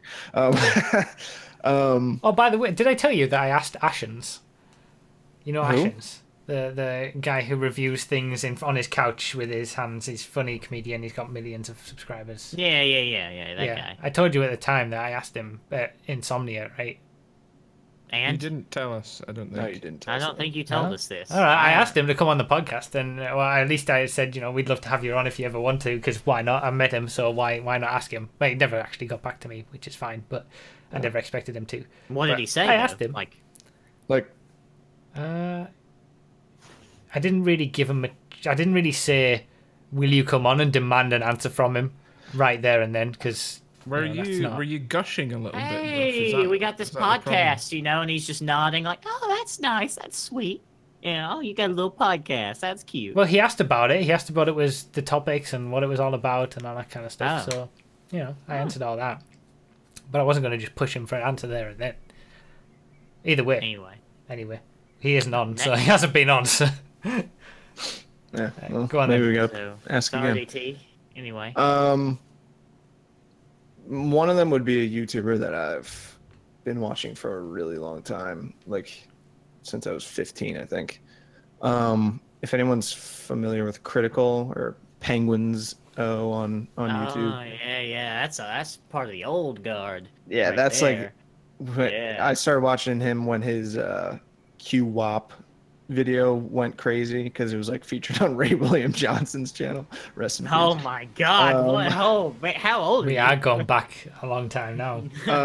Ray William Johnson. Yeah, because he has his own podcast. I feel like if we reached out to him, he'd be like, "No, I don't want to do that at all. This is a terrible idea. I'm not going to be on your podcast." And but I would still like to have him on here and talk to him about how YouTube has changed because he is part of the old guard and makes different content and has evolved over the years. And then I guess just as a selfish request, I would want Carson Wentz. Carson Wentz, the quarterback of the Philadelphia Eagles, come on, and I would just talk to him for 14 With hours. me and us would just be sat here not saying a word just be because you just sitting have a back. conversation with him. No, but realistically, like probably someone like you said, or like Angry Joe or something, someone that's prominent with gaming. Yeah. Yeah. I have two. One of them is for our own personal gain, get some of that Summit 1G action on Oh, the yeah. podcast. That'd Hell be yeah. pretty good. And he'd be like super interesting to talk to just about his Twitch career. Yeah. And regular car reviews, that's more of a personal thing because his content is excellent. I will push his content anytime I get a chance. Oh, and we talked about this in like the second episode too. All Sham No Wow, my favorite content creator ever. I mean, I love you, Brough. You're a great guy. Sham no wow. Yeah, I but don't know All a few Sham of No these Wow. names that you've said. I'll be honest, but yeah. All right. So we got Thanks for the a question, list to work towards at least. Yeah. You guys have been creating a shopping list for me, for people, for me to go and harass, basically. Yeah. Of course. Excellent. Someone said in the chat earlier, Leslie Benzies would be a really good person to have on. Yeah, that would be too. fantastic. That- Although he'd probably still be under some sort of NDA thing that he couldn't say a word about Rockstar. But still, it would be interesting to talk to him. Yeah.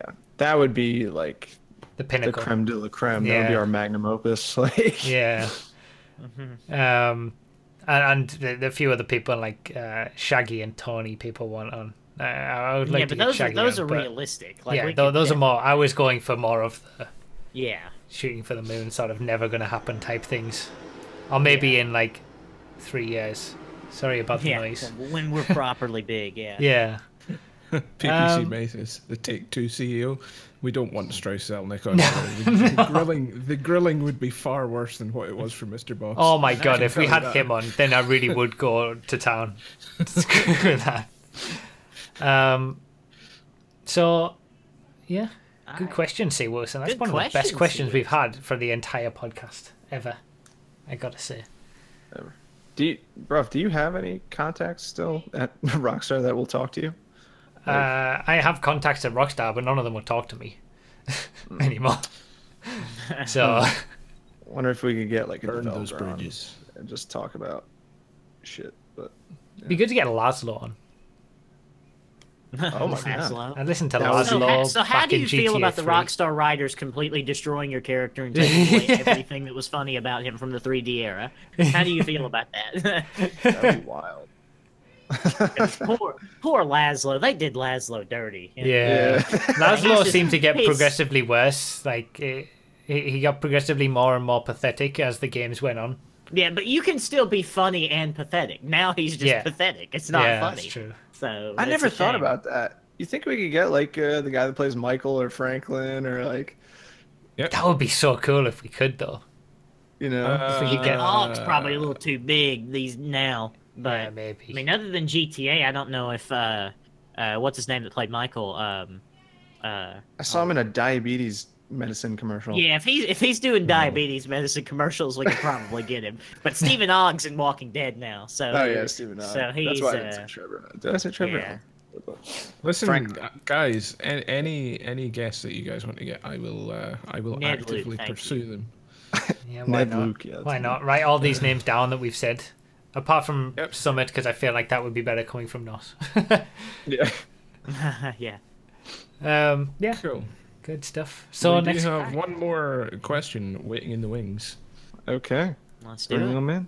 and that question is from Raving107. Hello, caller in the Choking Hazard podcast. What's stuck in your throat today? Oh, Jordan. All right, Trevor, two-part question for RDT. What? What?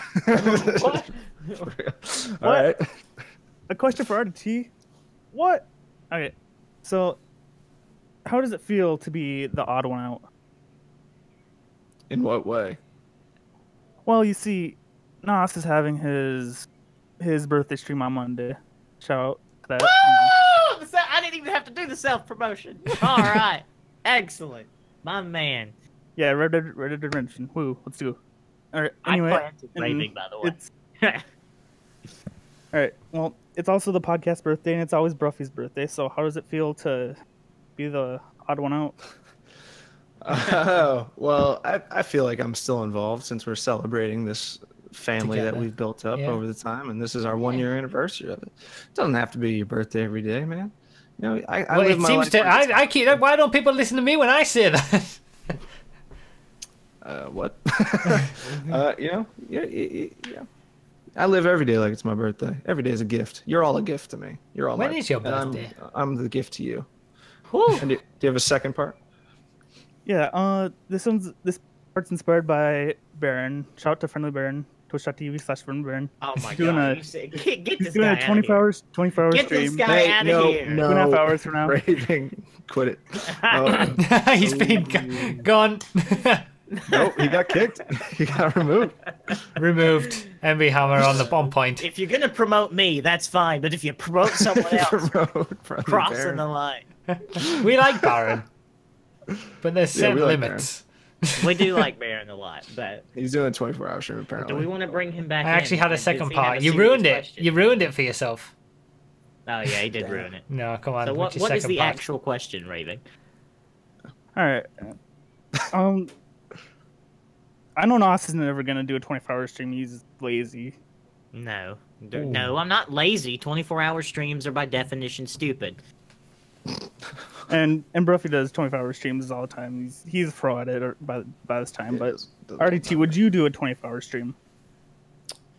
Sure. Why not? You know, I've at my job we have this thing called Summer Fridays, and we got to pick a couple Fridays that we have off. So maybe I'll take one of those and do it on that and roll over, so I have a weekend to recover. Yeah, All right, sure. When's the date? What's the You date haven't right heard now? it here first, folks. I don't know the date. I need to look at my calendar, but this summer, sometime in the months of June to August. You heard it here first. 24-hour stream confirmed. It's just gonna be 24 hours of Juan, and that's it. RDT's laptop couldn't handle a 24-hour stream. Yeah, I wouldn't be able to, I'll have to get a new computer, but yeah, all right. Yeah, good question, Raving. Thanks. Baron just said in the chat, is 24-hour streams cancelled now? Raving's ruined it. 24-hour streams are tough, man. They're not They're healthy. stupid. I They're imagine stupid. staying up for 20 I hours. agree. I've done one, and I agree that it's stupid. I'm never doing another It's one. the definition of quantity over quality, because halfway through, you're barely even there. You're barely looking at chat. Well, it's just I would maybe do it if it was for charity. I'd do it for charity. I wouldn't do it for. I do nothing for charity.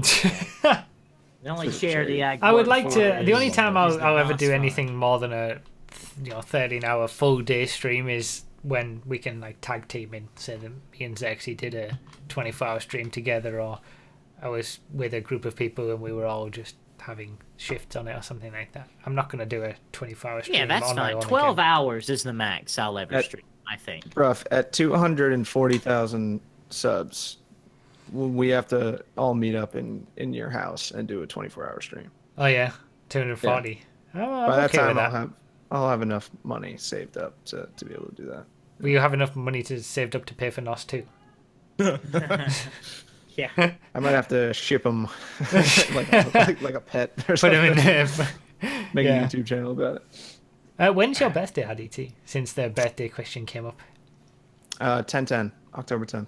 Okay, so it's exactly 2 months before mine. Sure. Wow. Yeah, Wow. to the day.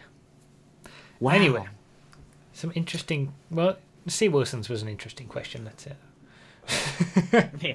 I have a question for you, Adam, and I'm sorry if this feels like gotcha journalism, but we've had an anonymous source has spoken to me about.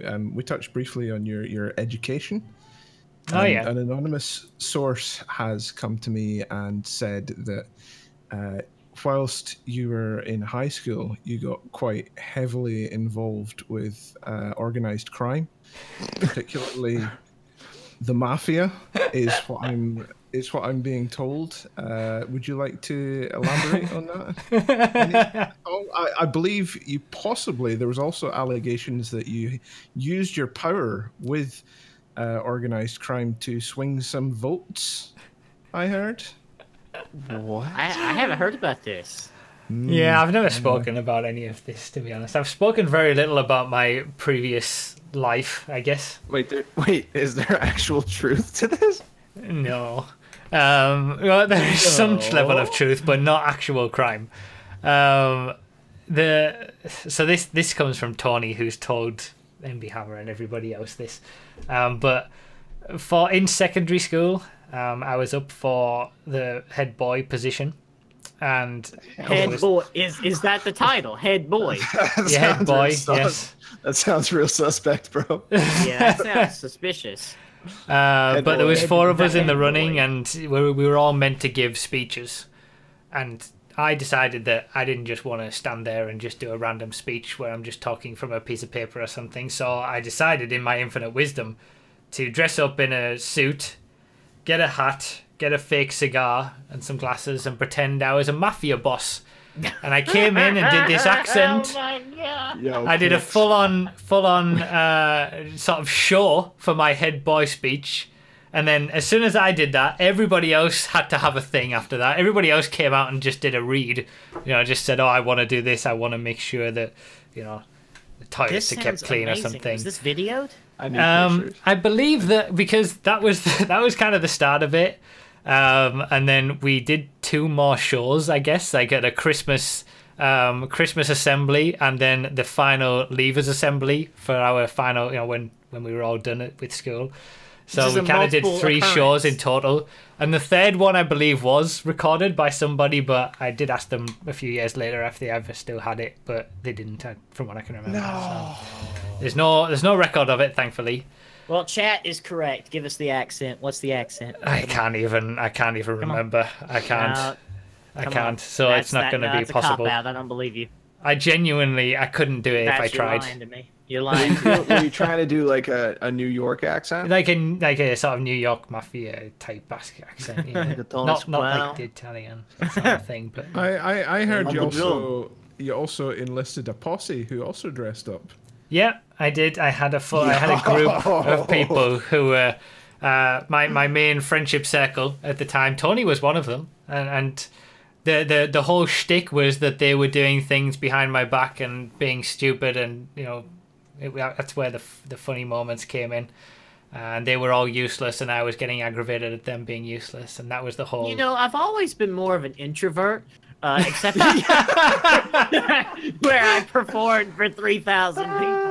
Well, I have Head been boy an mafia introvert, but boss. I don't know how that came about. I don't know how I gained the ability to do that somehow, but I did it, and that's what happened. I ended up coming second. I was a nobody in school before when the head boy votes were notified. What the hell is a head boy? I'm googling head boy. It's Okay. like the Careful. With search on. Don't worry. Is But- that BLI or BLY? Is it like class president? yeah, essentially, but for the entire school. Head girl and head boy. Head School- boy and head. This is so absurd. Why did they call it this? Are prominent student responsibility. The terms are commonly used in the British education system and in private schools throughout the Commonwealth organizations. Okay. So it's like Incidentally, this term isn't widely used in Scotland. so it's like there's there's prefects and senior I wanna prefects be and head stuff, boy. and then the Give head me boys head are boy. like in charge of the senior prefects and what they do and serve as it's like a school president, I guess, of the students. I don't know. I guess It's just to that's how you could buff say it. your class resume, right? I Just to- guess. Just to be like, But yeah, so- I was a nobody. Like nobody knew who I was. Nobody knew my name. Nobody knew anything about me. Because like I said, I was a total introvert. I didn't hang around with everybody. Nobody knew who I was. And then there was one particular person who everybody knew. So I was just a nobody. Yeah. And then after doing this whole mafia shtick, I ended up at least. I got, of course, second for life. I got deputy head boy. So, Deputy. but based on where I started, I was the least known of the 4 people who were all going up for it by a significant margin, and I got deputy. So, but it was fun. I was the only one that continued to do, the assembly at Christmas, and then at the final leavers assembly. So the shtick and the whole thing, That's- mafia thing, continued. It was fun. That's pretty funny. I can understand the whole. It is easier at least for me. It is easier to perform to a crowd of people than it is for one person.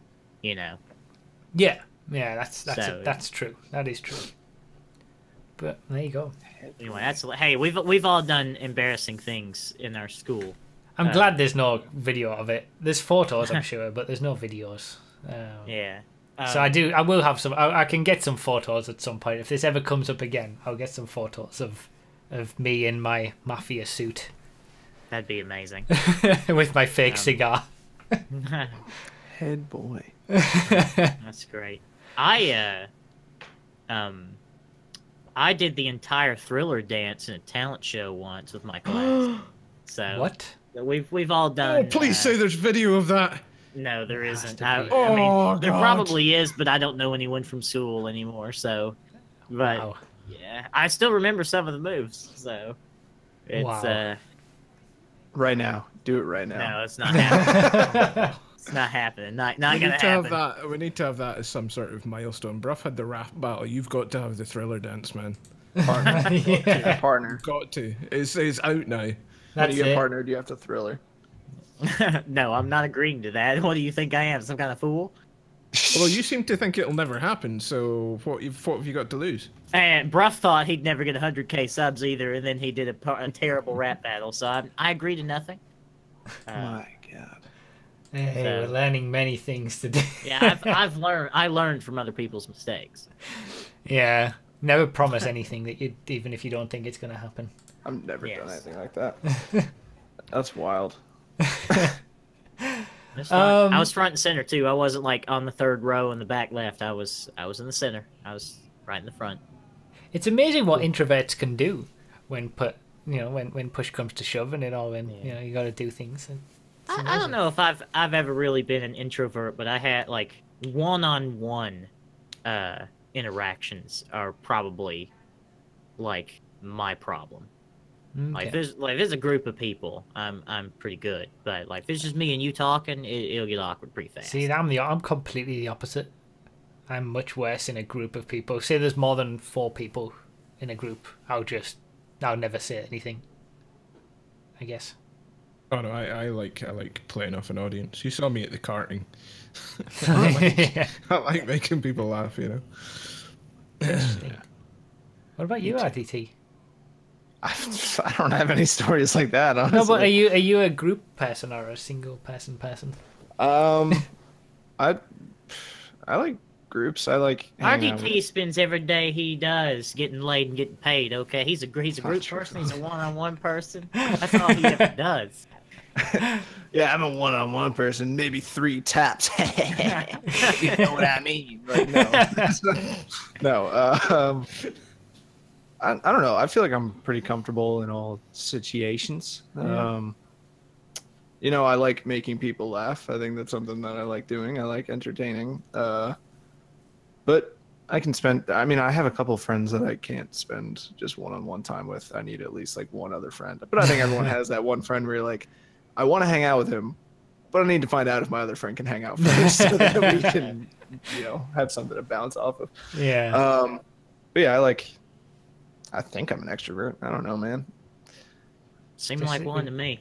We all need to do personality tests and figure out what we are. Yeah, let's go to Facebook. Take a personality test. Well, no, a proper one, not a. Yeah, let's go to BuzzFeed and find out which Oh, God. Backstreet Boy member we are. Or something.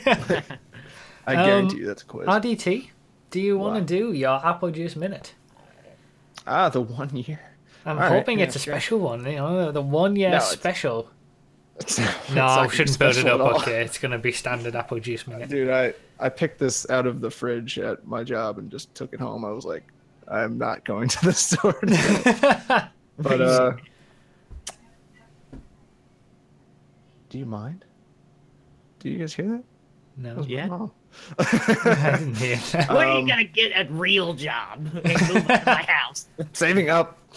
When can we have RDT's mum on as a guest? Never. That's Correct the answer, of course. All right, apple juice. I want to hear about it. Okay, Apple Juice Minute. So, I think everyone knows that well, maybe not everyone. Maybe a couple Republicans might not know that. Next Saturday is Cinco de Mayo. Okay, it's the day where people of Mexican descent And in Mexico, I'm not being racist. That's what they are. The people exist in Mexico. They're called Mexicans. That's just what they are. Right? Get off my back for a second. Right? And Cinco de Mayo is the day where they celebrate their independence. It's a great time. It's really cool. You know, every country should be able to do that. Well, I'm not celebrating their independence because it's not Cinco de Mayo, and every day is Freedom Day in the United States. And that's why I found this beer from 21st Amendment Brewery, Brew Free or Die Blood Orange IPA. I just kind of slipped into my alter ego right there, but he's not presenting this beer. All right, this is a quaffable brew. I mean, not all that one beer wasn't the only one that's limited to being quaffable. But as you can see, you got a badass Abe Lincoln. He freed a bunch of people. George Washington chopped down a cherry tree that was really weird. Teddy Roosevelt got shot, and he was like, "Yeah, that's cool. Don't do that again." And I think that's Thomas Jefferson. Can't tell. It's I haven't had it yet actually, so I can't tell whether it's quaffable. So let's slip into this little bad boy. First reaction.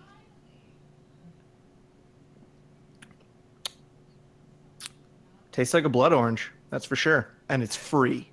So enjoy your Cinco de Mayo. I'm going to be sitting here drinking some American beer and probably like a Corona next week. So, I hear you, brother. so I do love blood orange. It's a good. Cheers. There you go. Cheers, RDT. Happy I love 1 that year. that's a thing. 1 year of doing apple juice minutes. No, it started like episode 2, I think, or 3. I did. Okay, we didn't do it originally. Okay. Well, I think it's that time. The time for... The prestigious moment. We're not doing Choke of the Week, unfortunately, this week. No, not no doing chokers it. of the week. Because it's Choke of the Year! Holy crap! So what we did is all chose our 5 favourite chokes from all of the chokes that there's been. And then we narrowed those down to a top 5. We bashed it out. Many harsh words were spoken to try and get to a top 5. Over the course of 10 minutes before this podcast. Good had job, mine guys. done last week, so you can't give me that. It was these two that were I have slow. a full-time job, all right? I don't have time for this. So do I didn't even do mine. I just made sure that one particular choke was in the list, and that's all I cared about. So we've got our 5. What we've decided our personal together 5 best chokes. We all have our individual favourites, but 5 best chokes, and then you guys in the chat have the honour of deciding which is the choke of the year. Honor. This is big. You gotta make sure you choose correctly with this one. Some would say huge, even huge. It's a huge. What we didn't discuss, there are quite high stakes with this because the winner of this, I have decided I will donate them either a £25 Steam voucher, £25 PSN voucher, or £25 Xbox voucher. Ooh, Wow. We didn't know about that. Prize. Oh, this is important. Hammer, Laying down the generosity Hammer. here. Yeah, round of applause for our man Hammer. Yeah, good He does stuff. so much for everybody in the community, and you should all appreciate him. Okay, so the stakes are even higher now. Yeah. Yeah, these are some Okay. high stakes. So we have. Medium rare. Let's get the screen Nobody up. got that. There we go. Or- So first up is from week 5, Bloody Squirrels. Let's start in now. So it's Peer Race Choke, week 5, all the way back in week 5. These are in order of when they happened. Long time ago, man. Long time ago. Coming to the end of the Peer Race in first place. I believe this was a we're premium swirling. race. Oh, we've slammed into the bar. Slammed into That's the barrier. Passed in Meow. second. Kind of Right. a premium race. It wasn't non-contact, but still. Right at the end. Right at the end, right before the last. That was corner. all his fault. That's Yeah, 100% he his was fault. he just decided to go into a barrier. The next right. one, Pacific Standard Job. Now, And- where does this? This is the final. We're gonna start Hold on, it. let me- We're gonna skip to 6:20 because why not? So skipping there now. So we're wonder at what the end happened of at Pacific 6:20. Standard. Oh, we're in the dinghy. We're about Full to. They take. haven't lost a Perfect single take. dollar. Not a Yeah. single dollar lost. Full take. What week is this from again? By This the way, is from week 7. so From another Paint early Magnet. one. So we're at the end. Yeah, that's wild. How'd they do this without losing a single dog? Excellent performance. 1.25 million. And they're off. And that's it. They're done. They're done at this point. They're done. They've got it rock. finished. Oh, no. Yeah, hit a rock. Oh, Up onto no. the beach. Oh. As Lester is being very happy on the phone, they've beached it. No one has told him yet. No one's told Lester. That's it. They're not getting it out. Because if we skip a little bit further to, say, 750, they're trying their best to push it out, and then it gets on fire, and Wow. it explodes. That's rough, man. That one hurts the soul. Pacific Standard, perfect heist, perfect cut, all gone. Damn. So, next up, so, right, from Hero to Zero, this next one, By Jonty. episode 9 from Jonty. Yeah. Hits the Put sign, our hits foot the down on barrier this clip here. from first place, drops down into third. Fantastic start. But I mean, he's still in third at least, you know. It's Yeah. on the North Loop, the old North Loop. There's a long way to go, I guess. He's doing all right in the Nero What a Custom. He's classic track. got a good chance. Got good top speed for this track. You know, he could. Oh, then he hits another barrier. Ooh. That knocks him down to fourth. Not what you Nope, want to see. fifth. Nope, sixth. Sorry. Seventh, eighth, ninth, 10th. And He's just getting past left, right, and centre, and then he decides to go into someone. right into the person that he could have easily avoided. Yeah, he Could have gone turns any into direction, him, But You he can went see he was good. into. and now Just- he's having to wait for the person that he knocked off that he could have avoided. Just He's ended up from the lead to being in 11th place. Now, straight quickly to everything that GTA he's 3. done is his own fault. Straight quickly to GTA 3. This was episode 11 from Just pull her in 501528 nice and easy. and exploded. We'll play that again just because it was so quick. Oh no, never mind. It's gone to the next video. Boom. My bad. End of the, for anybody that doesn't realize, that's the end of the mission. Yeah, that's right at the end of the mission, he drove it into the garage and then exploded. Wasted. Mission over. That was from Alright, week we on the next 11. clip now. So we've had week 5, 7, 9, and 11, and now the next one, which is not loading for me because it's being a scumbag. There we go. The final one is from episode 26, week 26 from Johnny on Johnny! Forza. What is it? 10 Forza, out of 10 laps. 3% Forza fuel. 6. There we go. 10 out of 10 laps. Final lap of the race at Spa. A grueling race in the rain. In the rain, grueling. In He's an elegy. in an elegy. He's in the lead. Final chicane, and he's run out of fuel. Oh no. And This he's come on. coasting to the line. is just heartbreaking. From the Come on. final forward. chicane, and there's second place, third place, fourth place, Come on, Fifth, just keep sixth. going. Come on, there's no way. 7th, 8th. This is an online race. The last lap of 10 laps. Half an hour he's been in this race. He can't just swerve in The front of somebody. final chicane, and you just see every single person go past. It's right Even 2 people went around the outside. The end is right there. He's literally ending up in last place. He's just hoping someone rear ends him. Oh Man, god. That is heartbreaking, painful. man. That is painful.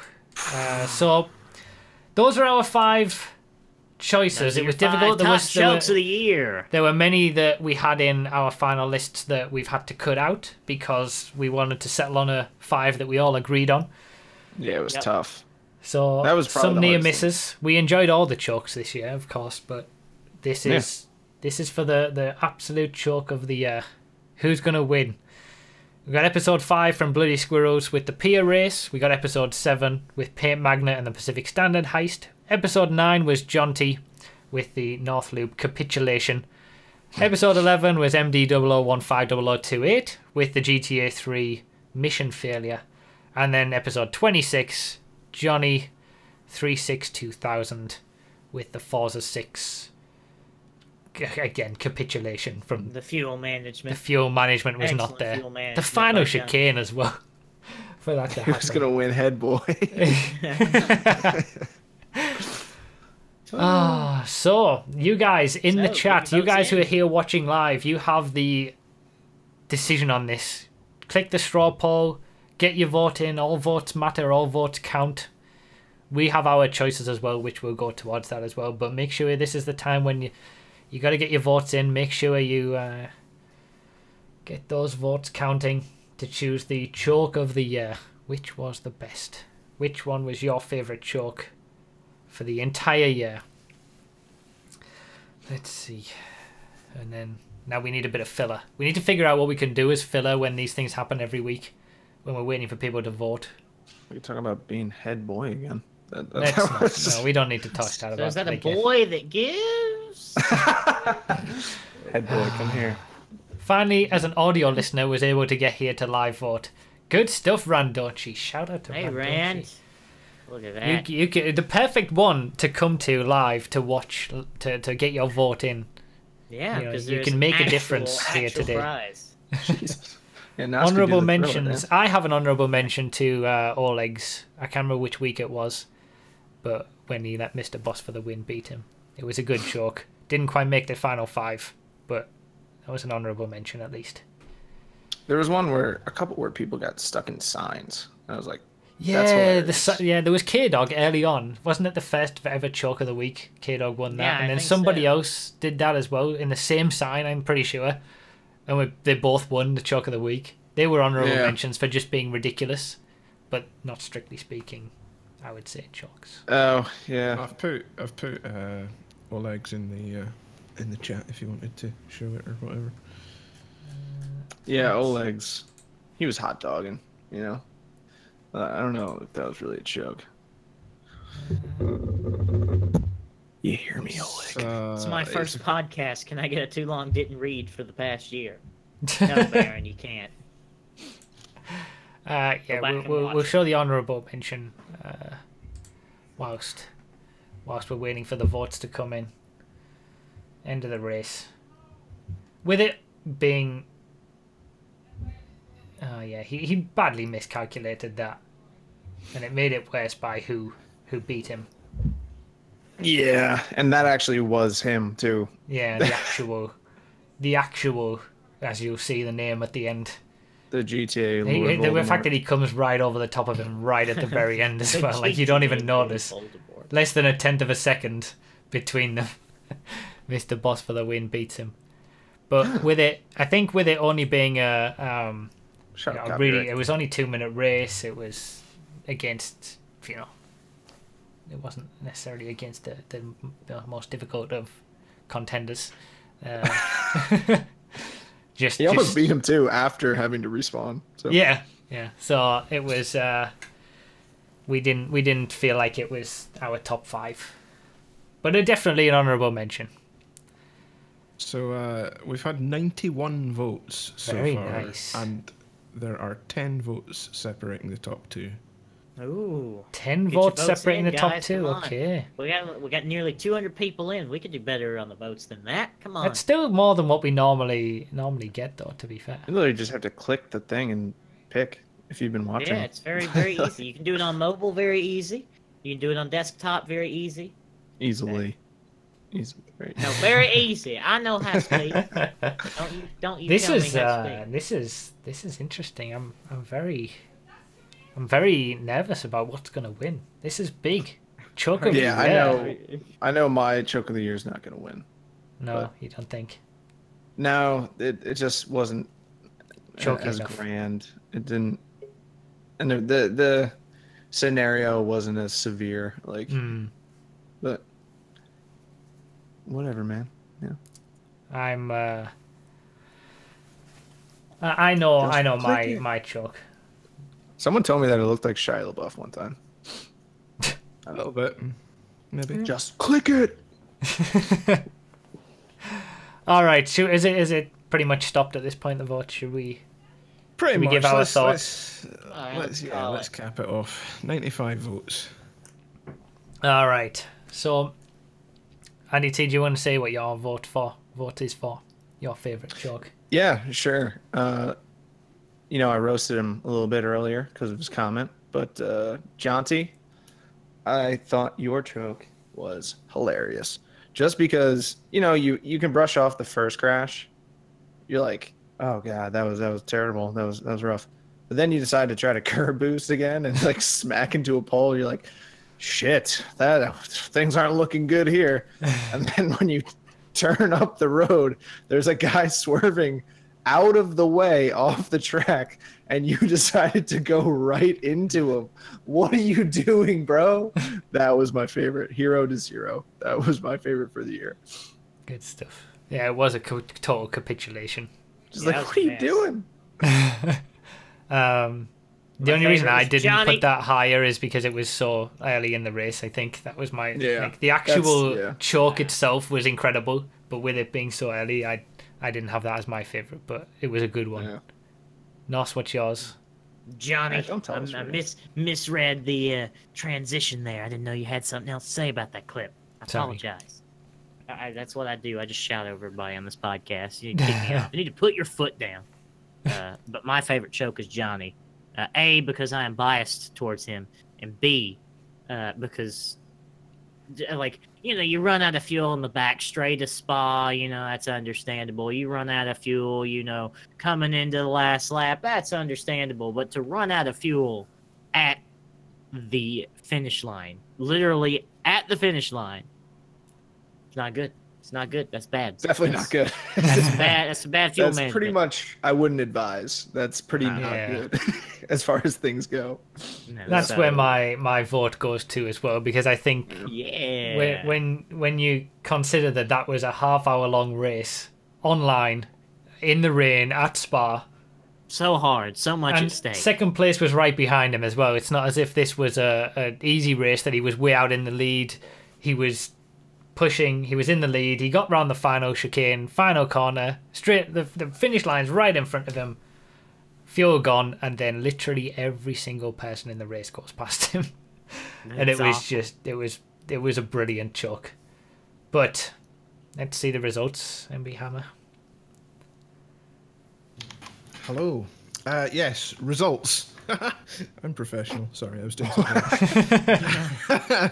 Right, so in fifth place with 2% of the votes was just put her in nice and easy. The old GTA 3 choke by MD, followed by some numbers.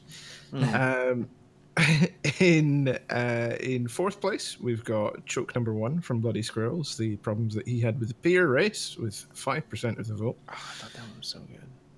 In third place, choke number 3 from Hero to Zero by our mate Jonty. Bringing on the bronze. All right, bronze. Not bad for the year. And in second place was our Pacific Standard heist failure by Paint Magnet. With congratulations, Johnny! Johnny! 8% of the vote. What was the vote difference numbers? So the heist got 37 votes and 46 votes to Johnny. So damn, excellent. Yeah. So Johnny, congratulations! I will get in contact with you about getting your prize for Choke of the Year. It shouldn't be too hard to find him. He's everywhere. That was, I mean, I think I said it at the time when we voted on that for the Choke of the Week in episode 26. I think I said that's the best choke of the. That's going to be Choke of the Year, and yeah, it really was. Great. Let's play it one more time, just to show everybody the Choke of the Year. Johnny, in a year filled with spectacular jokes and extraordinary circumstance, you stood out amongst the rest. To come out on top really displays a lack of skill that is almost inhuman. So it's amazing. It's very impressive how bad you truly are, Johnny. I'm surprised he doesn't wake up gasping at night just because he chokes so hard. It's a level of excellence in ineptitude. Yes, it is. There we go.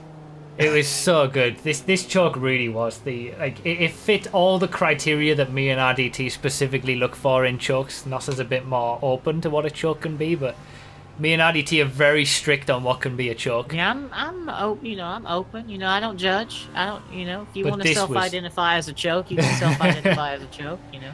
This was a Whatever quintessential choke. Absolute perfect choke. The last part That is of the beautiful. final lap of a long race in the lead ends up at the back. There's You can tell it's been a rough race. Look at the state of the car. He's there's a quote that I really like. That's it's something along the lines of like be uncommon amongst uncommon people, and he was just subpar amongst just the worst of the worst. Yeah. So yeah. when you can't even hit the bar of the worst that we have to offer, that's pretty bad. So congratulations, Johnny, and enjoy your prize for the year. You're a world Absolutely. champion. Absolutely. Good job. Bravo. Good job. Bravo. And then we're going to start it up all again. And we'll see what's Yeah. going to be the choke of the year this time next year. Yeah. That's it. That's our 1 year down. Holy hell. one year Yeah, of this 1 podcast. year. Can you believe it? We've all changed What year have places. I had just We've grown. during this podcast, Yeah. like this year. That's crazy. That's yeah. A That's toast. Here's a to toast. another year, Yeah, boys. here's to another year of the Another podcast. On to bigger and better things. I don't have any drink left. I should have had a beer for this episode. I I don't didn't have think. anything to drink. And thank you guys for watching us during this year. We hope you've enjoyed it. We hope you'll continue to enjoy it. We're going to try and keep improving with the setup and the layout that we have and the guests that we bring on and all that kind of stuff. I feel like the stress and the pressure of the Mr. Boss for the Win episode, I'd be okay if we didn't have that every time. But we want to bring on some returning guests as well that we have had on before. And yeah, I'm looking forward to another year of great podcast. So yeah, thank you guys for all watching or listening. For those of you who only listen Yes. on Spotify or iTunes, and if you want to see the choke of the year, if you're only a listener, get onto YouTube and watch this episode. YouTube.com/Broughy. If you've never seen anything I do, it's well worth a watch. The choke of the year, it's a good one. Yes, Yeah, very that good. it is. And the word for this this podcast. So that if you've made it all the way to the end, the word. Oh wait, we didn't do the word from episode 27. Wait, Oh we can yeah, do the that. stats on that. homework. Sure, we'll do that. So Phil went and did the comments. Went and did his homework. So this was episode 27, which was our brief chat about the Supersport series DLC. Yeah. And at the time Phil did his homework, we had 145 comments in total. And the two things that you asked them to comment on was hashtag RIP Broughy's Racing Corner and hashtag race car spelt backwards. So let me know what you think for each of those. How many comments? I think 35. That's going to be my guess for 47 and a both. half. RDT 35 for the 33, baby. Okay, so we'll do RIP Broughy's Racing Corner first. How many? Well, no, it's, can we do like both, or is it separate? It's separate. Rip Broughy's Racing Corner. I'm going to up that and a to half. like 38. Okay. 34. Okay. Nice. Nice. No, 47 and a half. I'm sticking with For 47 the and a half. Racing Corner alone, really? Yes, 47 Okay, and a half. RIP Broughy's Racing Corner came in at 36. Ooh. Oh, I said 35 initially, and then I said 38. I should have stuck with Yeah, but that doesn't 35. count because you changed it. God damn. Brutal. And then we've got hashtag race car spelled. Now we've got hashtag actual race car spelled backwards, Yeah, a or lot of people did that. hashtag the word race. It went hashtag RACECARSPELED BACK. and all variations thereof. And all variations Yeah. thereof, yes. So those are all grouped together. So I'm going to go back to my original 35. okay, I'm going to go 27 for that one. all right. 7. Seven. No, $1. $1, Drew. $1. $1. All right. So the correct answer for that one was 34. Oh, wow. I guessed the right one last There time. you go. Yeah. All right. There you go. Good stuff. I'm starting to get into it. Like, as I'm reading through the comments, I'm getting a mental picture of approximately how many each time now that I know that this is happening. Good stuff. So this time, the word, if you made it this far to the podcast, leave in the comments of the YouTube video happy birthday, Nos. Since this will be going up on his birthday. On Nos's birthday, on the Monday. That was what I initially thought when you mentioned that it was your birthday on Monday during this podcast. And then people have said head boy, so I guess you might as well put head boy is the secondary. Head boy is the secondary. Like, this is your last couple of days of being 13. Like, how does it feel? Feels pretty good. I'm excited to go into high school. And happy birthday podcast as well. Let's have 3. But... Happy birthday, Nos. Happy birthday podcast. And happy Phil's birthday. going to have his work cut out for him. What a shame. Well, we could just count the people who say all 3 of them. You know, we could just have one count. No, you got to mention all 3. You got to say all 3 things, and that gets you the count. I think we should do that. Happy birthday, Nos. Happy birthday. Don't do hashtags though. Don't do hashtags because they all come up on as held for review on the comments and they don't show up. So don't do hashtags. Just the words. Oh, really? Happy birthday, head boy. Happy birthday, podcast. Happy birthday, Nos. And then head boy. God damn it. I'm losing all the. Oh my god. Do I get to self-promote as my birthday present now? Yeah, okay. Hey, all right. So welcome to the Nos self-promotion hour. Hour. My name is Nos, and as we have discussed, it is my birthday Monday. So if you really want to come out and support me, I'm going to be doing a special stream on Monday. It's going to be Red Dead Redemption, 21st birthday. I'm going to celebrate my favorite game of all time, Red Dead Redemption. We're going to be doing we talked about speed running earlier with Josh. We're going to be doing an any % run on Red Dead Redemption. Should take anywhere from 5 to 7 hours. And I'll be doing it all in one go, the whole story, all in one go. So if you'd like to come out and support me on my birthday and watch some Red Dead Redemption any % runs, come on out and do that. And Digi brings up a good point. If you want to donate some money to the Miata Fund, I'm going to buy a Miata with my... You're going to buy a Miata? Yes, I'm buying a Miata. So if you want to donate to the Miata Fund, you can do that as well. So that's you and Brough both looking for Miatas at the moment. What, are you serious? I guess I have to get a Miata. Have you not been watching the real life racing videos? Oh, are you actually like wanting a Miata? I'm looking to race MX-5s. Yeah, well, I'm buying an NA. I'm gonna find an NA and I'm gonna buy it. So, anyway, there you go. 25,000? That's not that bad. What for? I might buy a Miata. Let's all get Miatas. Let's get a Miata. Wait, 25,000? I'm definitely not looking for a new one. That's a brand new MX-5. Right. No, you don't want the new MX-5. Not Look, to race. The head's too angry. You need the NA. You need those big happy eyes that, and just the innocence of a Mazda Miata. Do you know who actually owns a Mazda MX-5 right now? Who? Tony. Really? Yeah, he does. Wow.